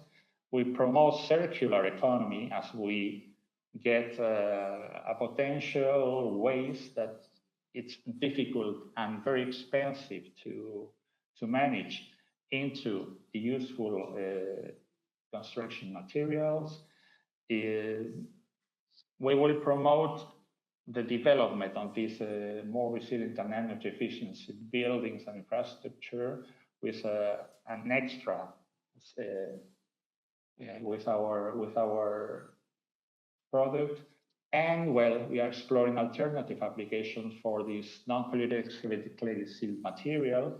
And in the near future, we will be producing this as we told you, and we will go on developing the materials for more diversity of materials and probably for extending that capacities to maybe structural materials or exterior materials. And well, that's all. Thank you for your attention, and I'm happy to answer if you have any questions. Thank you very much, Eduardo. I ask here if in the floor here in Taranto we have any question. No question. One very stupid question from me, that I'm not an engineer and I'm just a geologist, but I know that the salinity, the high percentage of salt, can be some way dangerous for concrete, cement, no? So is it dangerous also for corrosion, also for the cement that you have to put between the blocks, or there is not this problem? You have evaluated this. Let's say, is salinity a problem for high salinity a problem for the blocks? Salinity is a question that we obviously consider in the laboratory tests. I wouldn't be able in this moment to give you the details of how we deal with this, but in the different mixtures we tried, we saw that there were differences, and some of them were related to salinity, and we have tests to be sure that the mix we are using and the final condition of the materials are not a problem for the buildings. By the moment they are not going to be in contact with metals or anything, but of course, as you say, with the cement between the bricks, there could be, if it could be, we took it into account when formulating the mixture, right? Okay, thanks very much, Eduardo. One more question from Vittorio from Regional EPA of Puglia. Yeah, two very quick questions. The first is, you said your blocks are good for non-load-bearing walls. And then the question comes by itself, why don't you cook your blocks and make them load-bearing blocks for construction? I'm sure maybe you tried. There must be some very good reason not to cook them at a high temperature. Second is, you said that the excavated soil is not non-contaminated. And the reason you want to make this use is to avoid the transport elsewhere, because, you know, a non-contaminated excavated soil can be very useful elsewhere, for example, for mining, recovering, filling of mine, and not just landfills. Actually, the landfill itself has some use of good soil because you have to do the daily covering, so some soil non-contaminated is needed as well. So if you please explain better why you think this is a good solution for a non-contaminated soil. I would say sometimes that maybe a sort of contaminated soil could be used for blocks because this would immobilize the contaminants. But if the soil is not contaminated, maybe it can have some better use. Thank you. They are really nice questions, but one minute, Eduardo, of course, 1 minute. I will run. For the first question, the thing is the problem would be the permits to make it cooked. So it would be in our legal context, it would be absolutely impossible to get the permit to produce cooked materials, because any thermal thing you would have to implant there, because while we talk about reuse, but when you come to the authorization level, there are problems. And for the second, is that exactly why in the beginning I talked about the importance that we are talking about the Basque Country, because in the Basque Country, they are very strict, too strict, with reuse of any land contaminated or not coming from a brownfield. So when you get soil coming from a brownfield, the legal context is so strict that we have been for years and years sending non-contaminated land to landfills because of the lack of criteria for reusing it. So that was because I explained about the exact origin and the place we were working, because this wouldn't happen in any other part of Spain. That's it. Yeah, in Italy as well, you can be assured. Yeah, thank you, Eduardo. Now we go in deep again with the network-based solution. As you can see, the presentation is already shared, but I hand over to Tom to present the next speaker that is coming from Nicole Academy. Tom? So now John Dijk is going to present, well, you see the title already, about the power of microbes. And being a microbiologist myself, I like that title. John and I know each other already for quite a long time and have been working together also on bioremediation projects. So John, the floor is yours. Yeah, thank you, Tom, and also Marco, also for this opportunity. I cannot make up for the time, but I will keep within the time, so that's no problem normally. Just keep the timer running. So very briefly, for the ones who don't know Greensoil, Greensoil is a remediation company specialized in bioremediation with a strong emphasis on innovation and R&D. As Tom already mentioned, I kind of focus now on the power of microbes. We already saw some kind of examples also of plants, for example. That's one of the disadvantages of microbes. You cannot see them. Like Tom already mentioned, I'm also a microbiologist, so this is one of my favorite books, already quite old one, but kind of illustrates the power of the microbes, but also power unseen. You cannot really see them, although if you know where to look for, these are some pictures just from around the house. Sometimes you can actually see them, or at least traces they leave behind. So, of course, with modern techniques, you have also things like qPCR sequencing. We can kind of in indirect way also see them. I won't go into detail during this presentation about those techniques. So in our work of field, typically we see at least the work of microbes by basically the concentration. So you look at the concentration of the contaminants, whether it's going down. And I will give you some examples. That's why we call the title High Concentrations and Exotic Components. sometimes are a little bit mixed in the sense that have some examples where both have high concentrations and more or less exotic contaminants. So I'll just start right away with the first one. It's basically 1,4-dioxane. I think many of you probably know 1,4-dioxane, at least heard about it. It's an emerging contaminant of concern. For example, in the Netherlands, it's also on the list of contaminant of concern. The site where the material is coming from, where I just will show some data from its industrial site. I think I put it almost in every slide that it's an industrial site. It's of course logical with very high concentrations. So I will skip the industrial site from now, but I think it's clear that typically industrial sites have of course high concentrations of contaminants. So we're talking about concentration levels up to 1 gram per liter. And if you look to the scientific literature, typically 1,4-dioxane is considered as relatively recalcitrant. You can already see that in the formula. It's a nice stable ether-like ring.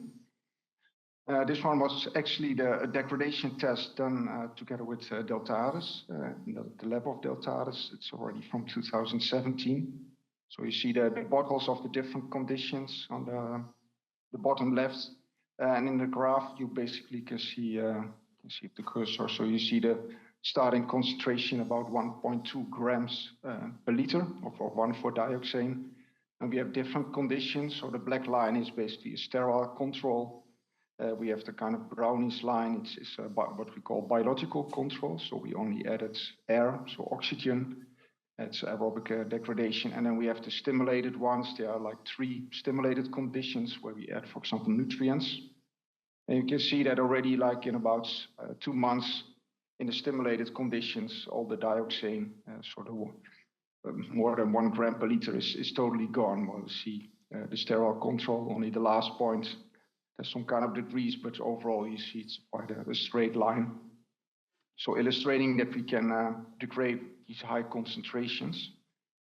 So another part of this on this side is a field test. And one part of the field test was a bioreactor.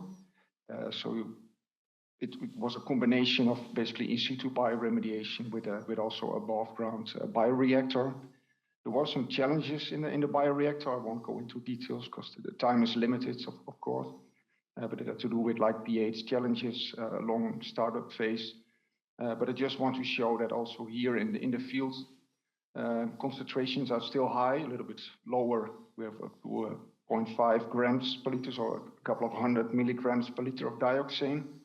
We have the blue line is basically the influent of the bioreactor. The black line is the effluent, and then we have the removal efficiency expressed in percentage on the right y-axis. The peak here in the blue line is basically when we shifted to another well to feed the bioreactor. So you can see it's quite, well, over time, it's quite a long period, quite stable, a few hundred of milligrams per liter of 1,4-dioxane. And you can see that the effluent, typically it was like around a few milligrams per liter, and with an overall efficiency around 99%. There's some peaks, and that has to do with, I think, comparable what Nana also showed. These are typically in the winter. We observed that when the temperature of the water in the bioreactor was below 9 degrees Celsius, there was like a degrees in the efficiency. So that's why the peaks you see here, the peaks going down, so through a little bit less efficiency. Next example, it's basically also a running remediation. It's basically a containment. It's a biobarrier on the edge of the terrain. Also here I won't go into detail. I just want to illustrate the degradation or biodegradation of the high concentrations of contaminants. So the biobarrier is just how to say it? We create artificial groundwater flow perpendicular to the natural groundwater flow by just extracting and infiltrating groundwater in between those wells. There's like biosparging. And we are currently, most of the monitoring wells already comply with the limits, which are target values. But there's a small part where there was still very high concentrations, and we thought of like maybe a kind of second source or unknown source close by. So there was consultancy did some extra drilling and installation of an extra well. And we found in one well really high concentrations of COD and TOC as a kind of sum parameter. And initially only 25% of this TOC could be accounted for by the known contaminants. So together with the client, we did a lot of additional analysis. You can see that in the next slide, and we could go up to 99%. So most of the TOC we could account for. Just to give you a quick view, so you see the water on the right side. You see different contaminants ranging from hydrocarbons, MTBE. This one was the main contaminant, tetrahydrofluorine, but also TBA, and quite surprising, or maybe not surprisingly, I think there's also a lot of acetate we found out. Could be, of course, already like a degradation product from like natural, for example, anaerobic degradation on the site, just in the more upstream. But you could see that in the end, we could at least account for all the TOC found. And what we did was a quick degradation test where we measured the COD as a sum parameter. Otherwise, we would require a lot of material to do all the analysis on the different components. For commercial labs, they need require a lot of material for those analysis. So basically, we had two conditions here. The yellow lines is the biological control. So there we added only the air, so the oxygen, was performed in Duplo, and the green line is basically stimulated condition. So here you can see again, like in about 1 month, about 95% of the COD was basically disappeared in the degradation test. And here also you see that's about 1.6, 1.7 grams per liter of COD. It's also really high concentrations. Next one was a test again performed together with Deltares. This DNT, so dinitrotoluene, and this has been used, for example, as in this case as a precursor for toluene, the isocyanide, basically to produce PU foam. Also here, very high concentrations up to about 1 gram per liter, which is way above the maximum solubility, typically of DNT, but it has to do that DNT is a solid, so they dissolve it in dichlorobenzene. That's why you can still find those high concentrations. The approach in this case was basically an anaerobic reduction, where we basically convert the nitro groups to amino groups. So you go from basically DNT, so dinitrotoluene to diaminotoluene, and then a subsequently aerobic step. But I will only show the first one. So here we see the DNT, basically two isomers, 2,4 and 2,6. You can see here on the left, the 2,4 is a bit higher in concentration. It's about 20 milligram per liter, while the 2,6 DNT, it's 10. And here again, we have like different conditions. So the color is the same. So the black line is basically the sterile control, where you don't see anything happening. The yellow line is the biological control, so where we didn't add anything in this case because it's an anaerobic condition. And then the green and the brown line are basically stimulated conditions where we added an electron donor. So you can see that for both isomers, in case of biostimulation, all the DNT disappears quite quickly. Well, for example, the biological control, we see here a decrease for the 2,4 DNT isomer, not complete, but still quite significant. But for example, for the other one, nothing happens in the biological control. So indicating the importance of adding sufficient electron donor. A very quick example also of the field test of this one, of the DNT. So you see some pictures of the site and the installation. Basically, it's just pumps and the IBCs with the electron donor. So what we did here, extract groundwater from basically the middle and then infiltrate the water together with the substrate, so the electron donor, around the extraction well. And we had basically 3 dedicated monitoring wells. And keep in mind, this one, monitoring well 1, is basically outside of the pilot area. The purpose was basically to determine the flux from the source zone into the pilot area. So that's why it's basically between the pilot area and the source zone. So it doesn't reflect the basically what's going on within the pilot area. So here you can see the DNT concentration on the left. So it's in micrograms per liter. So it goes up from a couple of thousand to more than 100,000. It's just because of this outlier here. So you see here the extraction well, monitoring well 1. So this is the one outside of the pilot area, and then 2 and 3. And I think, I indicated already with the green circles. So you see that after a couple of months, basically all the DNT is gone in the well, far away from the source zone. It goes quite quickly, already after 1 month, while the wells closer to the source zone, it took more time. You also see a little bit of like distribution and mobilization of DNT, but after 6 months in all the wells within the pilot area, the DNT is gone. If you then look to the degradation products, what's mainly the ANT, so aminonitrotoluene, and the diaminotoluene. So the dots is basically the brown bars. The most important you see is basically the trend that it increases in time as a sort of indicates the conversion of DNT to dust. Yeah, I think there's a little bit of time for this one. This is a very short one. It's MABK. It's also typically used as an industrial solvent, methyl isobutylketon. Also here, very high concentrations, of course, very polar components, so you can have very high concentrations. The lab test basically was the first start of this project, and currently we already finished kind of source zone remediation, and now also working on a biobarrier more downstream, where there's still some contamination. So here you can see the results from the lab test, just also to indicate the high concentrations.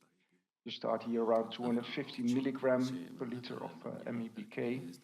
This is the biological control, so where we add only air, oxygen. So you also see here already a quite significant degradation, but after about 60 days, there's still a little bit left. While in the stimulated condition, basically all the MABK is gone now after 63 days. And this was a diluted condition just to make sure that, for example, the high concentration was not toxic. But you can see that in this case, the undiluted did very well. Then I come from maybe the most interesting one. It's quite a new topic, at least for us. It's about illegal drugs production. I think here also Tom and Anne involved in this as well. For the ones who don't know, I think from many countries, but the Netherlands and part of Belgium are basically top producers of illegal drugs.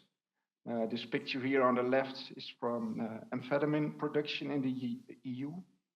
It's from 2019, 2021. So you can see here it's basically concentrated in the Netherlands and the north of Belgium. Typically, the illegal labs are used to be, now it's, I think, also a shift more towards cities, but typically in like more remote areas, in barns, these kind of places, old barns, empty barns.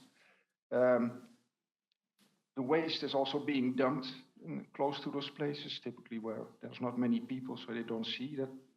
The waste is dumped. Here's some pictures. You can see it's typically dumped in natural areas, in forest. And it can cause, of course, big problems because those are all solvents, bases, acids, etc. So that's a big problem in the Netherlands and Belgium. On the other hand, they are mostly organic solvents. That's one of the biggest problems. And I think that the biodegradation of those contaminants is very high. For example, MABK, the one I just showed, is also an important solvent, but also like methanol, typical acetone, these kind of solvents are being used. In general, you could say that for 1 kilogram of drugs being produced, you need it results in at least 7 kilograms of waste, up to 20 kilograms of waste, depending on the methods they use to produce the drugs. It kind of depends also on which kind of how to say, chemical reactions they use for the production. Yeah, and together with Delta Ares, the Dutch ministry and authorities, we're looking into more sustainable options for these kind of waste problems, so to say. You can see that in the next one. This is a picture of one of the remediations where you see there's a very big excavation where, for example, around 400 trees were cut down. So it's, it looks like, you can see it's a really big impact, of course. And we think that in most cases it can be done much more sustainable with nature-based solutions. So one of the first steps was basically a degradation test of some material that we got. It is a bit of an exception because here there was still the drugs is present. Typically, of course, they want the drugs, so the drugs is not in, you cannot find it anymore. Of course, they sell it, and it's typically the waste that you find, but in this case, the waste either was already broken down or here basically the main contaminant was the drugs itself, so amphetamine. And that you can see here, so we have a starting concentration of 88,000 micrograms per liter of amphetamine. You can also see on the color, it was a mixture, there was a lot of manure present as well. I think that helped in this case also with the degradation, although, but there's more details, there's also a lot of nitrite and nitrate being formed. But here you can see the sterile control, nothing happens. And with the biostimulated controls, the biostimulated conditions, you see a very quick degradation. So within 1 month, all the amphetamine is gone. And I already mentioned, like, of course, there's a lot of nutrients present due to the manure. So in this case, it's not necessary to add anything like nutrients for the degradation. So that's the, I just wanted to show quick a couple of examples. So the conclusions are very short. I would like to illustrate that bioremediation is also suitable for treating very high concentrations of contaminants. And I think the main message is not to underestimate the potential of biodegradation. Thank you. Thank you. Thanks, John, for a very clear presentation. I suppose that there might be questions in the audience, either live or online. Any questions? No, but I realized, Tom, that we are just 45 minutes to the end and we have 3 speakers yet. So I think we can manage. Anyway, John, I've seen many people here taking screenshot of the slides and the things that you have shown for drugs. And so grab the interest of the audience here. Okay, so let's leave. I have also a question for John, but better, as suggested by Tom, to leave it at the end if we have still a few minutes. So I suggest, Tom, to go to the next speaker.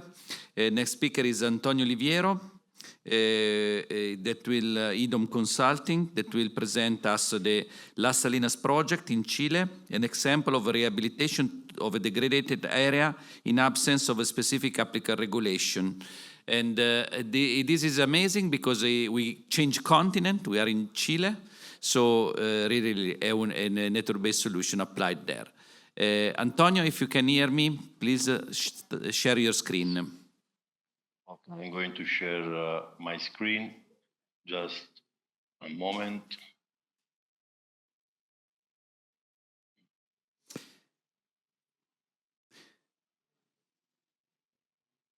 Sorry. You would find a button, green button. Okay, it's arriving. Okay. Yes, it's a PDF, right? If you can make it a bit bigger. Yes. It's not, yeah, I think it's still small. If you can make it a bit bigger, Antonio.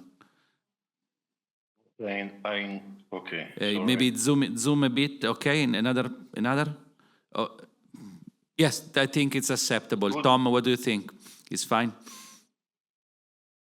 Okay, Antonio, you can go. Can you hear me? Yeah, we can hear you. Please go on. Okay. Hello, everyone, and thank you very much for the invitation to participate in Ecoforum Taranto. I would like to begin by highlighting that one of the main challenges in the implementation of remediation projects in some countries is the absence of specific regulation governing contaminated land management environmental liability. In this context, in the following slides, I will present a practical case study carried out in Chile, in the city of the Viña del Mar, where there is still no specific regulation framework for the management of contaminated soil. I want to highlight that the project is currently the most ambitious remediation project undertaken in Chile. So let's move in the first slide. The project is located, as I mentioned, in a site previously occupied by industrial facilities related to oil refining. It covers approximately 16 hectares and is located in the Pacific coast in Viña del Mar. Over more than 80 years of industrial activity, the site was contaminated mainly by hydrocarbon. So, in this case, the company responsible for this project was La Salina. La Salina is one of the most important business group in Chile, and La Salina, before starting the project, had several problems, challenges to resolve. For example, one of that was a lack of specific regulatory, as I mentioned before, the need to operate with a complex and demanding regulatory environment and persistent social opposition, and implementation of strong public scrutiny. In this project, really, we have found a lot of social opposition. So the challenge in this case is not just the remediation technology, but the fact that in Chile we don't have a strong regulation for management of contaminated soils. So the main challenge was that the client, before starting the project, had to looking for another regulatory law. In this case, to address contamination soil, despite the fact that in Chile there's not a specific regulation in soil contaminated, but the main instrument they used was through the SEIA, Environmental Impact Assessment Authority, because in this authority normally authorized and evaluate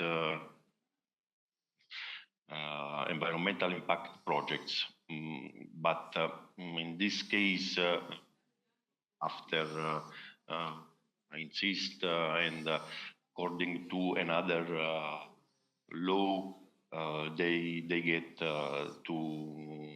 have the authorization for remediation project. And the most significant law existing in in Chile, in Viña del Mar, was the law, the Article 3 of Law 21 that define a degraded area as an ecosystem whose physical, chemical, and biological component has been significantly altered due to intense or recurrent human activity. So this article was used to look at some law that could be effective despite the fact that the specific regulation of soil contaminated was not exist. So finally, the project was approved, but after a long way to do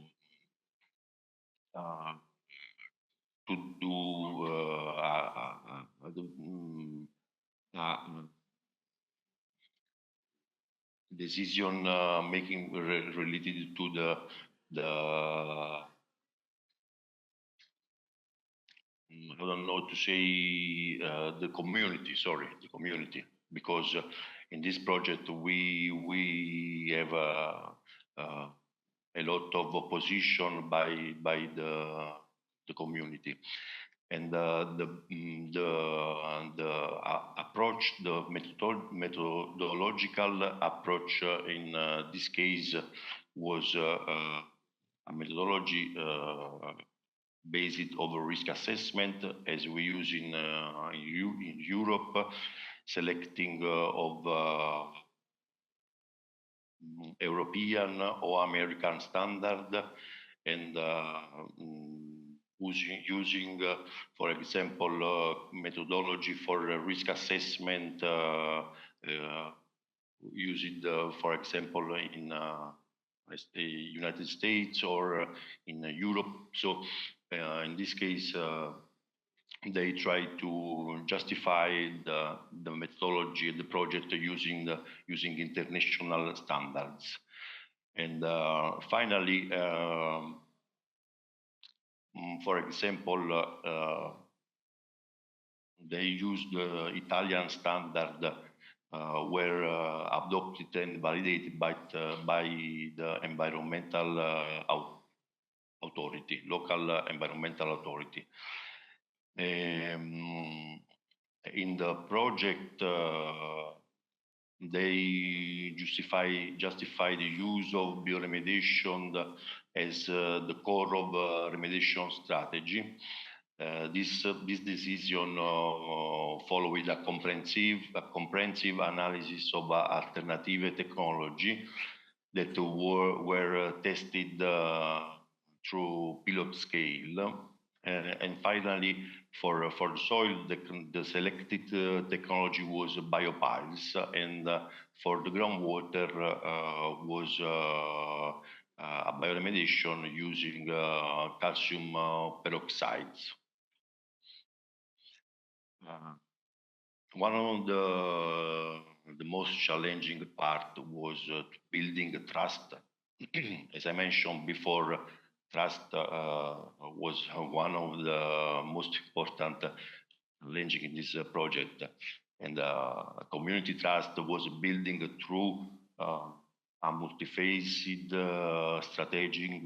strategy combining with scientific rigor, community engagement, and international expertise, collaborating with local scientists ensured the solution were adopted in the regional context, validation by internationally recognized experts as a groundwater service, for example, or many more. And so finally, this approach introduced cutting-edge environmental technologies into Chile. So in the next slide, I can tell you about the principal conclusion, sorry, because I have lost the slide. Okay, the conclusion where the project is currently ongoing. The principal part we had some problems was the lack of regulatory and building trust of community. So finally, where it's very important when some company try to develop a remediation project in countries that doesn't have regulatory specific regulatory on soil on contaminated soil, to try to overcoming the regulatory gaps through available legal and technical instrument, existing technical and legal instrument is very important, addressing social concern and building trust. Clear communication is the best way of the project and pose is essential to promote sustainable and high quality urban development that can create value, in this case, for the city of Viña del Mar. Okay, let's thank you very much for your attention. Thank you, Antonio. Okay, and thanks for this presentation. It's very, very challenging project, and happy to have seen also a case study of the other part of the world. No, so we are in the Pacific and in South America. So really amazing to have this. And Antonio, I don't think we have a question here in the room. I don't know, Tom, if you have anything, or we can go directly to the next speaker. You can introduce him, baby Tom. Yes, so the next speaker would be Fabio da Palma from TAU, and he's going to give a review of international sustainable remediation initiatives. Are you online, Fabio? I don't see your presentation yet. Hi, everybody. There you are. Sorry. I don't know if I'm able to share. Sorry. You should find a green button, share screen. So disable attendance. I'm not able to share, it's saying me. Yeah, because you are not. Yeah, just a moment. Now you should be able. Try again. Okay, it's arriving. Perfect. Go forward. Thank you all. Thank you, Marco. Thank you, Tom, for having me here. I'm here, I would say, in a quite a strange role for me because I'm a technician. I'm a remediation technician. I've been working for more than 30 years in the remediation technician, and I really much appreciate all the speech I just hear about the nature-based solution. But now I'm here as a member of the Surf Italy committee. As Claudio Albano said before, Surf Italy has very recently been brought back to life, and I'm here, and I'm part, of course, of the Surf Italy, and within Surf Italy, I'm coordinating together with Claudio the international observatory, because once we decide to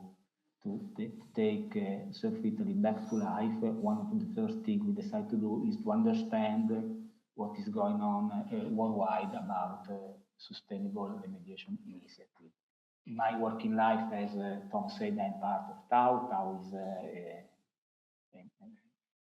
international environmental social advocacy company based in the Netherlands, with offices in many European countries.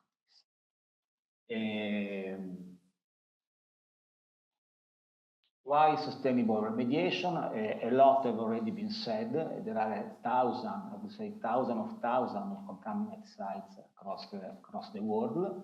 Traditional remediation approach is normally focused only on contamination removal or transfer, with a very limited consideration of other environmental, social, and economical aspects, such as climate impact, social acceptability, and the long-term economic value for the overall life cycle of the site. So remediation choice can unintentionally generate a new environmental and social cost. So the right remediation approach is very much important to generate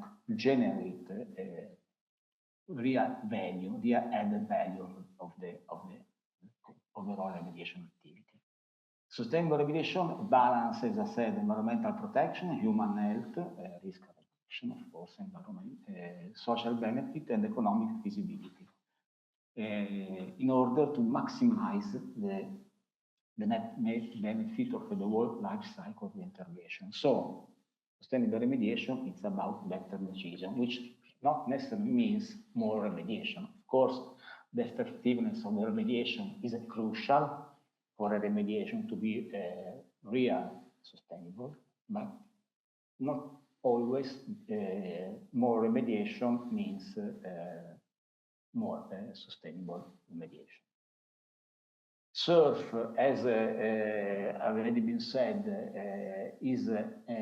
there are a lot of sustainable remediation initiative worldwide. SURF is probably the most important ones. Is a network of many international initiatives sustainable remediation. It's a collaborative and voluntary multi-stakeholder initiative originated spontaneously in the early 2000s in US and UK, and from then on in the rest of the world. It's important to be said that each SURF is national based and operates independently and at different areas of focus, often depending on the country regulatory and governance system. So it's very much related and connected to the local culture. We say what are local tradition, local problem, local regulation. And this is probably one of the most important characteristics of the SURF network. Be locally based while have an international approach, an international overview.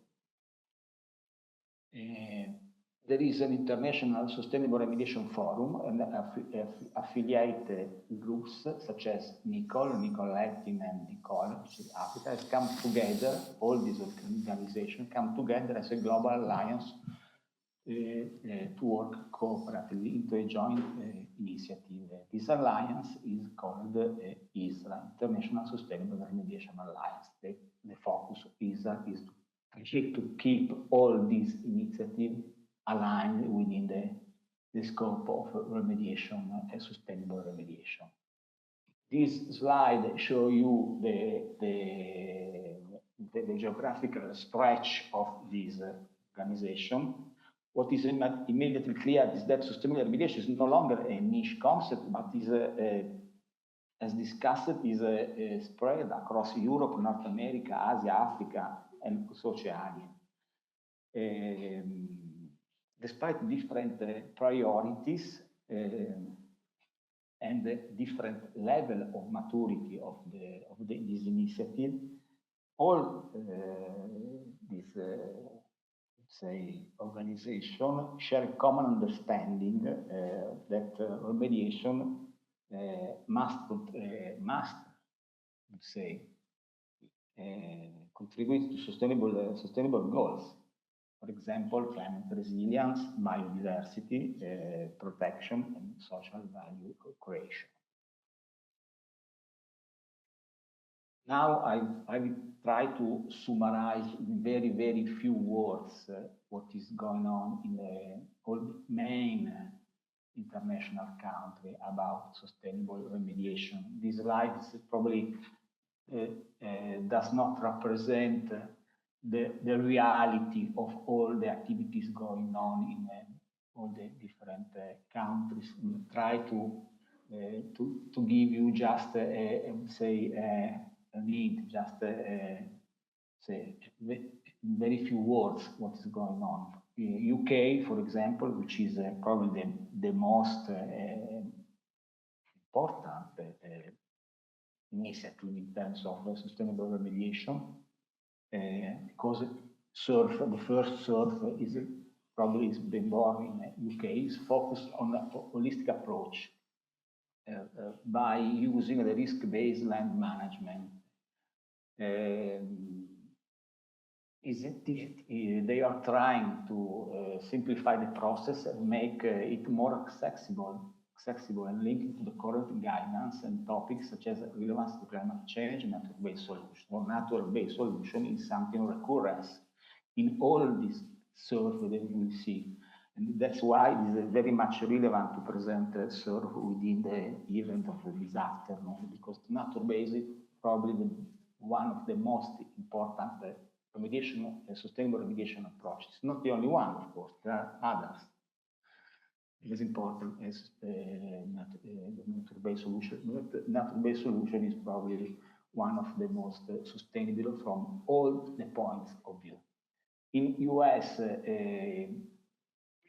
they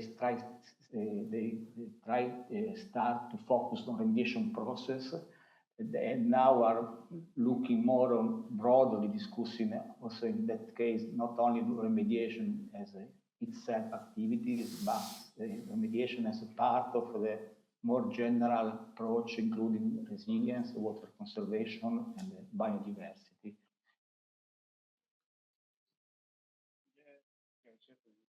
Sorry. May I go on? Please continue, Fabio.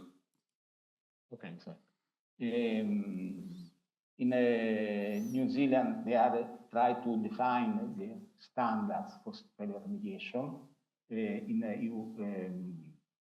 Probably you remember what Claudio said about one of the main objectives of SURF Italy is try to push the regulation, the national regulation in this direction.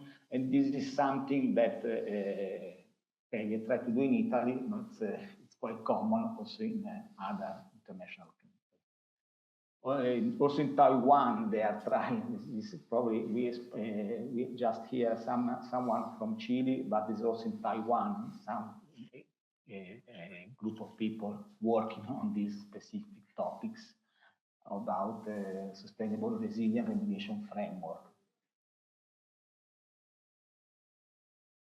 In Japan also, they are trying to work on demonstrating real sustainable remediation. In France, more close to us, there are individual work stream, in particular focused on mine sites. Mines is probably one of the most important topics speaking about sustainable remediation. An important point from French SURF activity is the recent EU directive about soil monitoring resilience. Some of you have asked to Claudio to say what as a SURF we're going to do for implementing this EU directive. This is quite an important issue, not only for Italy, of course, but for all European countries, being a EU directive, but also for other international countries, not necessarily European, because one of the important points of the directive is to consider the soil not only as an environmental matrix which has to comply with the concentration limits of contaminants, but to consider the soil as a living matter which has to be to comply with some standard of health. including many other parameters, not only concentration of contaminants, texture, organic carbon, water, humidity, and so on. And this is something also quite common to all the international surf activities worldwide. The same in Brazil. Brazil, you can imagine, has a very important topics about the reclamation of mining sites, particularly in the south of Brazil. And so how to manage former mining sites in Brazil is something that is on the, let's say, on top of the priorities of Surf Brazil operation. While in other European countries like Germany, Austria, and Switzerland, try to work about to define a common framework about how to manage this approach. So they are trying to collect case study in order to understand how to have, if it is possible, how to have a common approach of remediation, sustainable remediation. There are others, as I mentioned before, international sustainable remediation activities, the so-called NICOL network. NICOL is a part of the organization of the forum, so I will not spend so much, many words about that. Probably all of you are already aware about NICOL Europe, but there is NICOLA, which is a Pan-African forum, so also in Africa, as you probably have seen in the slide before. There is a forum dedicated to sustainable management of industrial contaminated land across Africa to provide a platform for sharing good practice. And also in Latin America, there are a NICOL activity, NICOL Latin America, which was formed in Brazil in 2013. The difference between NICOL network and surf network, they are, of course, they are both very much linked because more or less the general objective is the same. But while surf is more focused on identifying technical solution to identify best practice, to guidelines, technical approach, surf is made of mainly, not only, but mainly by people, technical people or regulator people belonging to environmental agency. So the approach of surf is mainly, I would say, bottom up. So say how to do sustainable remediation. While NICOL is more about how to manage the contaminated land. Is more focused. Is more top-down approach about providing guidelines about how to provide guidance for contaminated land managing, mainly considering the point of view of the landowners that are in many cases in industries. Now, a lot of main guidance document, of course, international. In this slide, you can see a selection. One of the most important is the ISO 18004, for example. But there are others. You can see in this slide that, for example, Surf UK is probably one of the most active surf in this field. But there are also others, and we hope that also Surf Italy quite soon could support this production of guidance document. I think that for now, for me, is okay. Thank you again for all of you, and thank you, Fabio. Yes. Okay, I don't think we have any questions. And maybe I have one, but let's now switch to the next speaker. Otherwise, we run out of time. And Chris, as let's say, is coming from in America. So we move from South America, we have seen Chile, now we go to North America. So Chris is from a company called Intrinsics, was also, let's say, one of the speech selected by Remtech Europe. So without taking too much time, because the time is running out and we close in 15 minutes, maybe we can have a couple of minutes more for some question. There is one in the room already for Nanne, and so I give the floor to Chris. Chris, please. Wonderful. Thank you. Thank you very much. No, I appreciate the opportunity to speak to a global audience.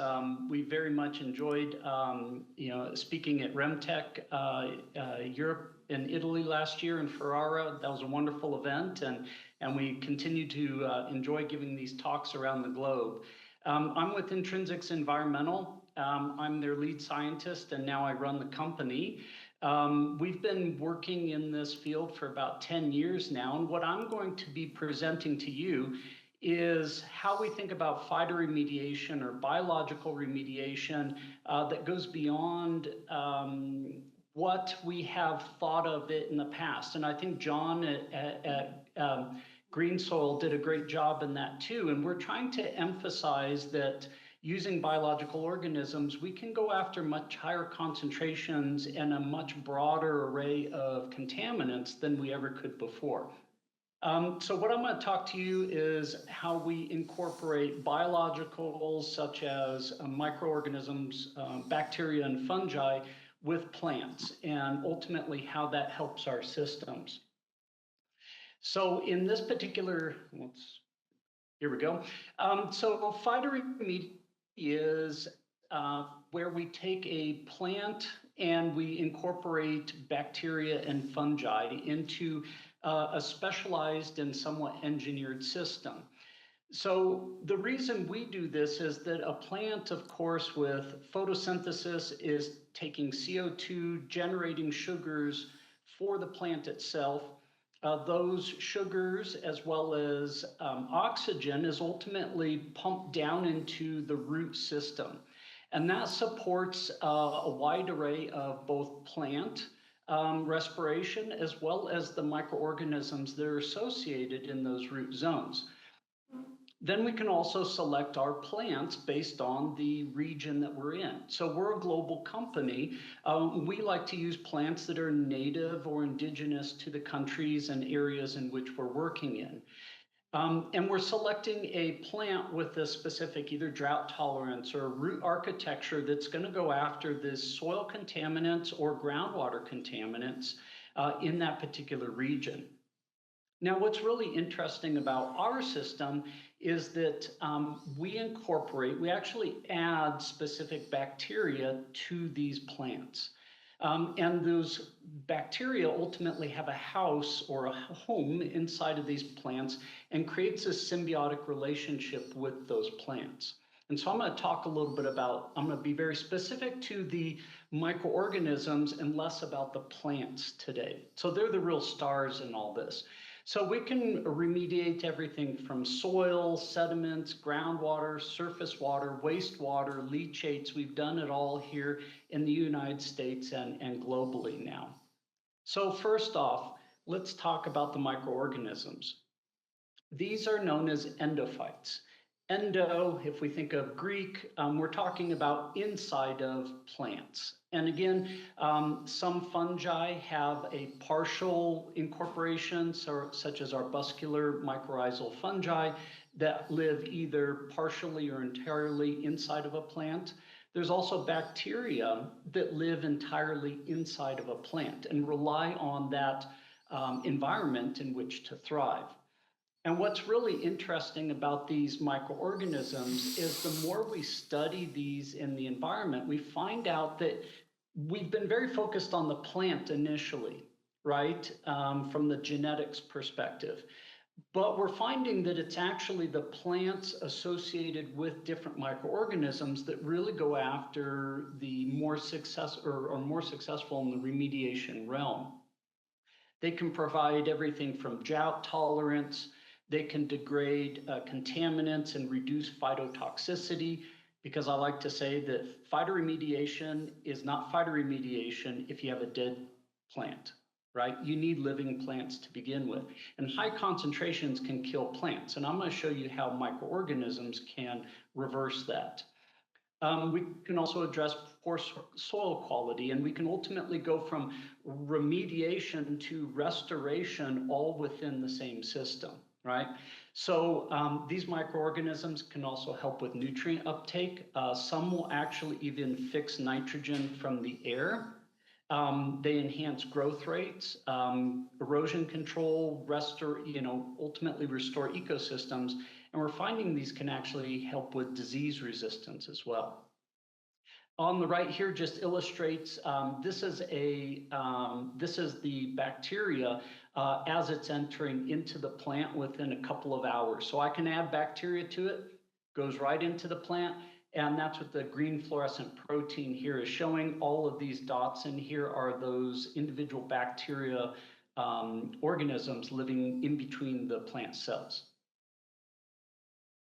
All right, so we have over the past 10 years now been looking at a vast array of different bacteria. And we have found several different, we have a library over about 600 bacteria, and we've got now a set of various bacteria that can go after specific contaminants. So for example, we have a hydrocarbon mix that goes after everything that you would find in crude oil to refined fuels, can degrade those. We have a set that goes after polychlorinated biphenyls and perchlorinated phenols, PCPs as well. We go after chlorinated VOCs, and this is everything from dry cleaning solvents and so forth to even pesticides. And then we also have a set that will go after explosives such as TNT and RDX. And then we have a set that's our restoration set that will deal with drought tolerance and nutrient uptake and so forth in those environments that are also very harsh, right? And when we're talking about redeveloping brownfields or areas that have been degraded, right, there's not a whole lot of life in those soils. So we want to also incorporate a lot more life into those soils to enhance the trees and help them to grow a little bit better. All right, so let me talk about some case studies that we've been doing over the years. About 10 years ago, we started this process on a TCE site. So this particular site only had about 300 micrograms per liter.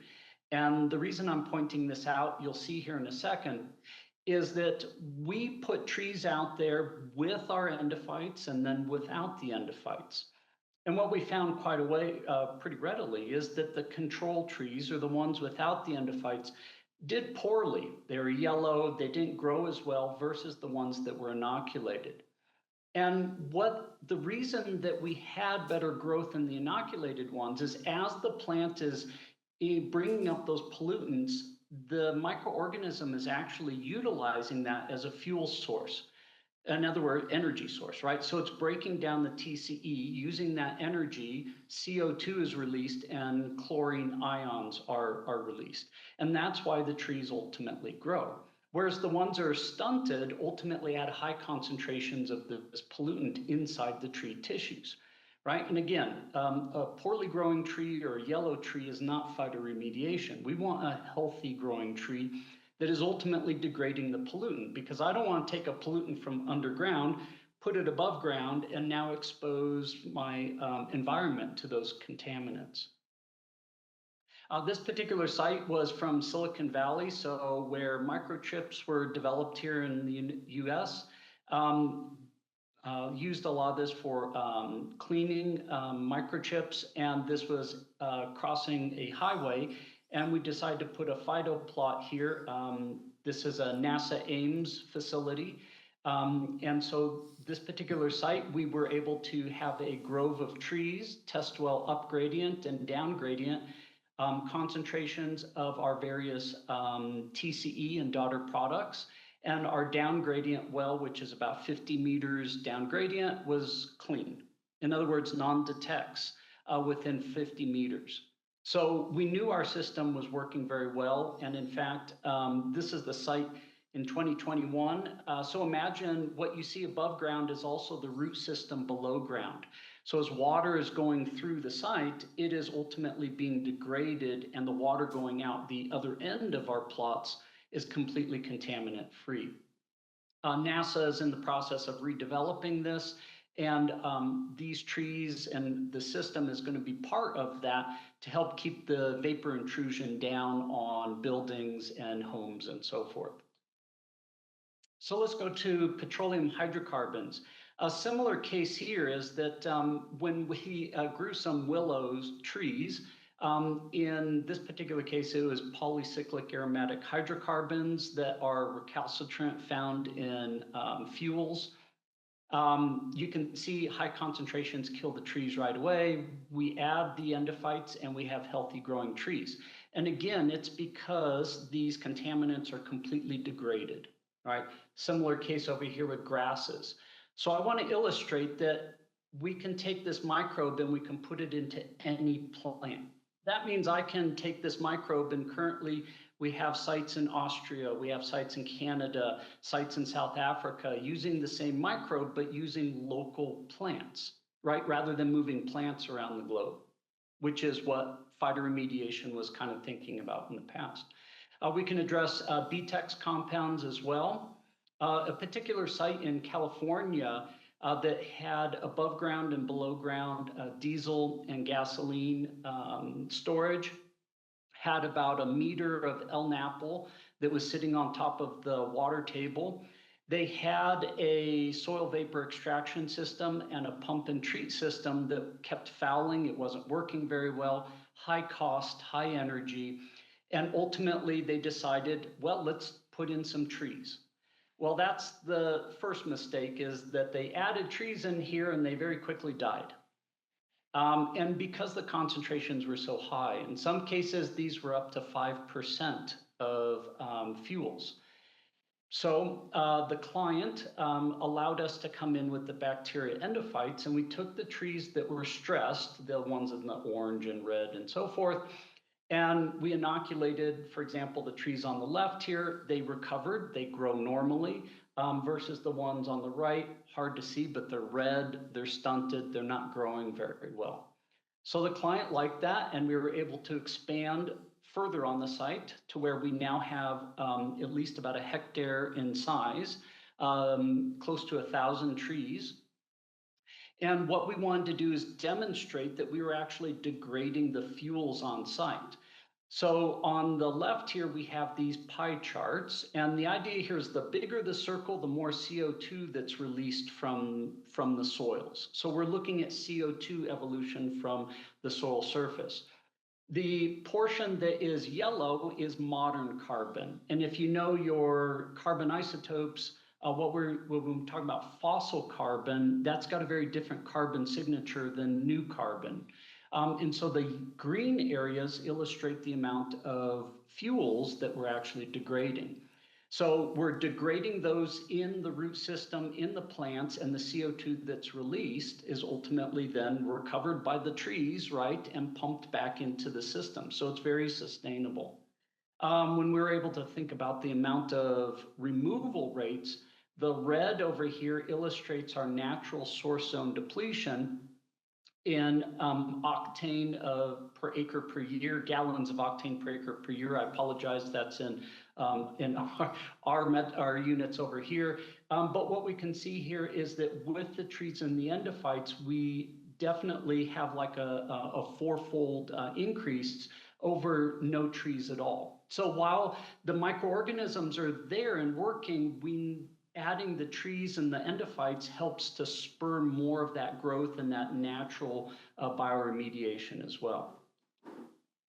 In addition to this, as I'm adding those trees in there, the endogenous microbes that are there, we also see through qPCR a higher amount of tree populations associated with fuel degradation.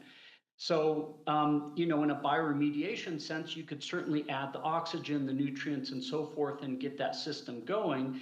And what we did in this case is plant trees and get that system going. So it's a slightly different approach to that bioremediation component.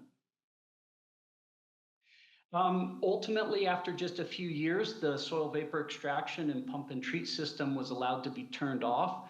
Phytoremediation is now the sole remedial action here at the site. It saves the client about $1 million annually. That's US dollars or 1.4 Canadian. And this is next to a residential area. So the idea is that once this site is going to be closed in a couple of years, the site is going to be turned over to the neighborhood to be a park. Real quickly, another site that we have for TCE, this kind of comes back to something that John said in his talk earlier, is too much of bioremediation, phytoremediation, is thinking about low concentrations. What I want to show here is that we can actually go after source areas and very high concentrations, right? The one I showed you before was 5% of fuels in soils. Here we're talking about 81 milligrams per liter of TCE. I showed you on an earlier slide, 300 micrograms per liter was enough to stress trees. 1 milligram per liter is enough to kill them, right? Here we're going after 81 milligrams per liter, so very high concentrations. Ultimately, there are some degreasing pits where they use this to degrease machinery parts. We decided to plant directly over those plots or those areas within the foundation. And then we also placed trees along the fence line to keep the neighborhood down south here protected from these VOCs. So we had hydraulic control and so forth. This is us installing. It's a very low carbon footprint where we poke holes in the ground, we add trees, and then you can see after 3 years, we have wonderful growth on site. And again, what is above ground? Ultimately, root systems also below ground. After, in about 4 years, we were able to take those concentrations that were 81 milligram per liter and reduce our concentrations by anywhere from 89 to 97% in mass in 4 years, right? So this particular site had been active for 10 years before we even got there. And in 4 years, using this system, we were able to knock those concentrations down dramatically. So again, phytoremediation, bioremediation can be used in very high concentrations. We can also do things like drought resistance, right? Chris, 1 minute. And ultimately have that. Yeah, go ahead. I'm done here. So well, I just wanted to mention also that we are a global company. Yes, we are in the US, but now we have sites in Austria, South Africa, and in Canada as well. Thank you. Thank you very much. Thank you. Okay, we are a bit late. I think we can close in other 7 minutes, so will be 10 minutes of delay at the end. It's now the moment of question and answer. We have. I will start, if Tom allows me, with a question from the stage here. There is a question for I think for Nanne. Okay, if you could come here and please introduce yourself.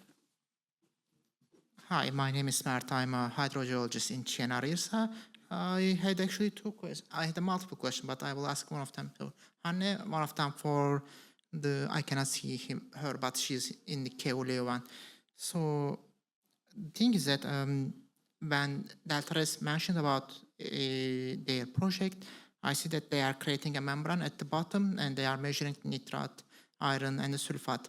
Normally, did you do any modeling with Frixie, or did you just see the measurements and decided that the nitrification occurs, etc.? Yeah, in this case, we did not do modeling. We just, well, we did calculate what we expected in the degradation rate, and based on that, we said this artificial wetland has to be this size, and then our client decided to make it a lot smaller. But that gave us the opportunity to do monitoring for quite a few years, because what we already said, also John Dijk said that it is working a bit less in the winter time. So it turned out that the artificial wetland was not big enough for winter conditions. So we had to do some more research, but the conclusion was we should indeed have built a bigger wetland.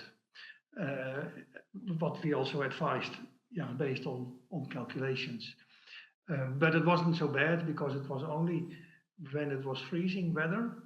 And in the end, we just stopped the windmill as a practical solution for a while. Then when there was freeze, when there was very cold weather. In the rest of the year, it worked very well. I understand. Thank you. Thank you. The other question was for Valerie, but fortunately she left, so it would be an occasion to come to Florence, to Pyramid, where Valerie will be present. So maybe you can speak with Simona for more information about the conference.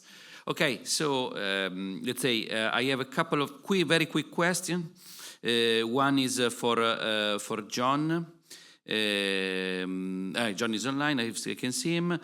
You made let's say case study, John. Maybe it's a question that you cannot expect, because you presented the remediation of 1,4-dioxane. As I'm a regulator, no, and it's not regulated in Italy, 1,4-dioxane. I would ask you how much is diffused in the Netherlands and more in general in Europe, this solvent, and which are the main sources of 1,4-dioxane according to your experience? Thank you, Marco. Yeah, I would say typically, of course, you often find it together with like chlorinated compounds, since it's then added as a stabilizer, so with TCE or BCE, or especially trichloroethane, so the TCA. So this is quite an exception, because it was use of stored as a pure product. So I think that's quite an exceptional site, so to say. But yeah, typically we have another site where there's also the combination of fluorinated compounds and 1,4-dioxane, and then typically you have like concentrations up to about like 1 milligram per liter, 2 milligrams, so a couple of thousand micrograms per liter. And there, I think, it depends, of course, also on the country and regulations. I think there the target value is around 30 micrograms per liter. But is it carcinogenic or just toxic? I think it's carcinogenic as well. Yeah, basically with so many components at the same time. But I'm pretty sure it's quite a nasty component, and yeah, you don't, for example, don't smell it as good as other contaminants, or you're not always aware of high concentrations present in the water. Okay, thank you very much, John. A quick question for Antonio, and I've seen also German is online as well. So my question, Antonio, you mentioned that in Chile you don't have a regulation. My question is, in general, in South America, how many countries has a regulation on contaminated sites? I know Brazil has it, but the others, yes. For the others, do you have any information on this? In South America, there are the major part of countries have a specific regulation. I think just a few of them does have, but Chile is one of the bigger South American countries that doesn't have regulation. Maybe some island, some Ecuador. I don't remember Ecuador, maybe, but I'm not sure. The main countries in South America, yes, they have a specific regulation. Thank you. I know also some initiative by Nicole Latin America in Colombia, for instance, with the, let's say, the new regulation that they have on environmental impact assessment. I see Tom has raised his hand, but Tom, you are a chair, so you don't need to raise your hand, please. I know, but I wanted to make a small remark about the carcinogenity of the dioxane. I just did a quick check. According to Wikipedia, it's suspected carcinogen. How do you say that?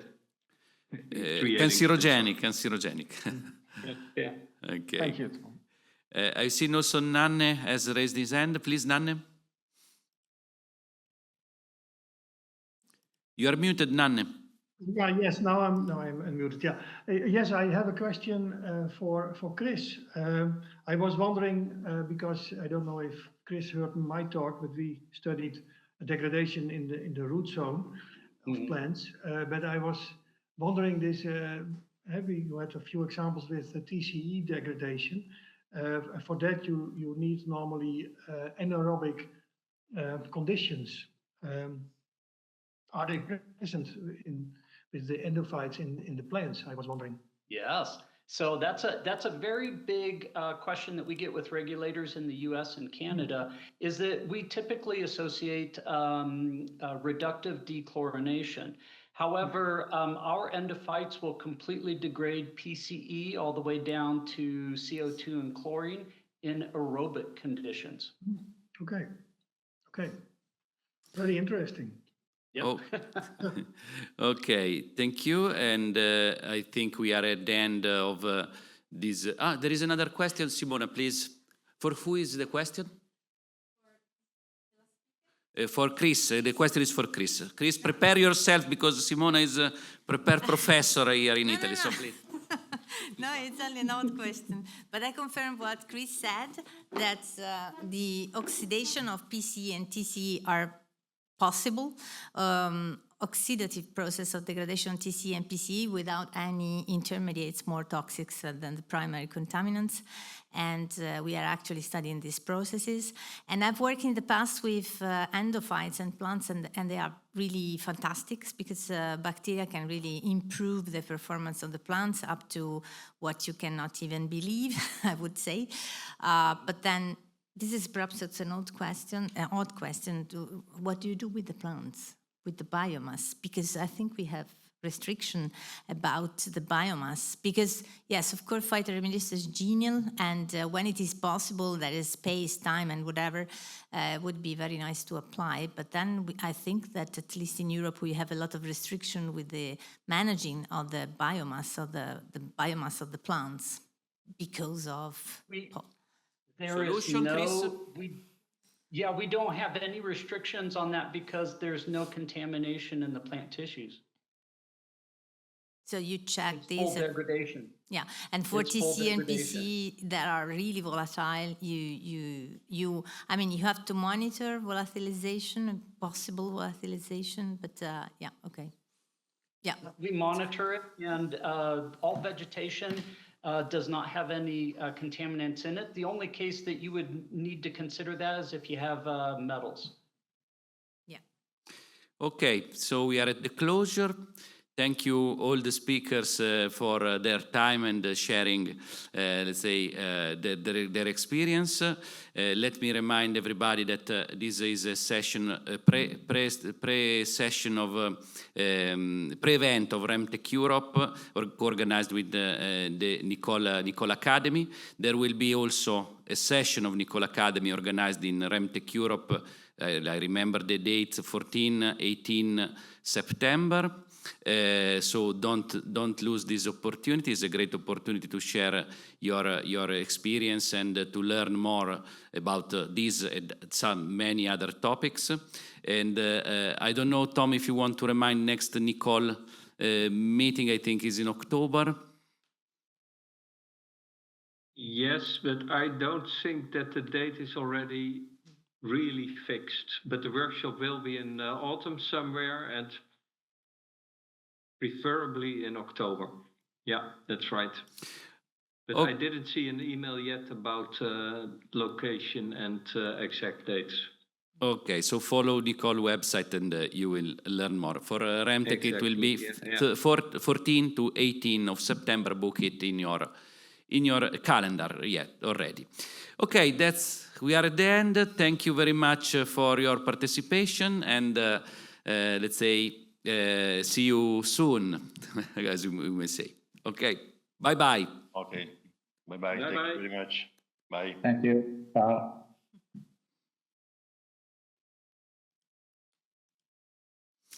Ok, abbiamo finito. Grazie ragazzi, a voi.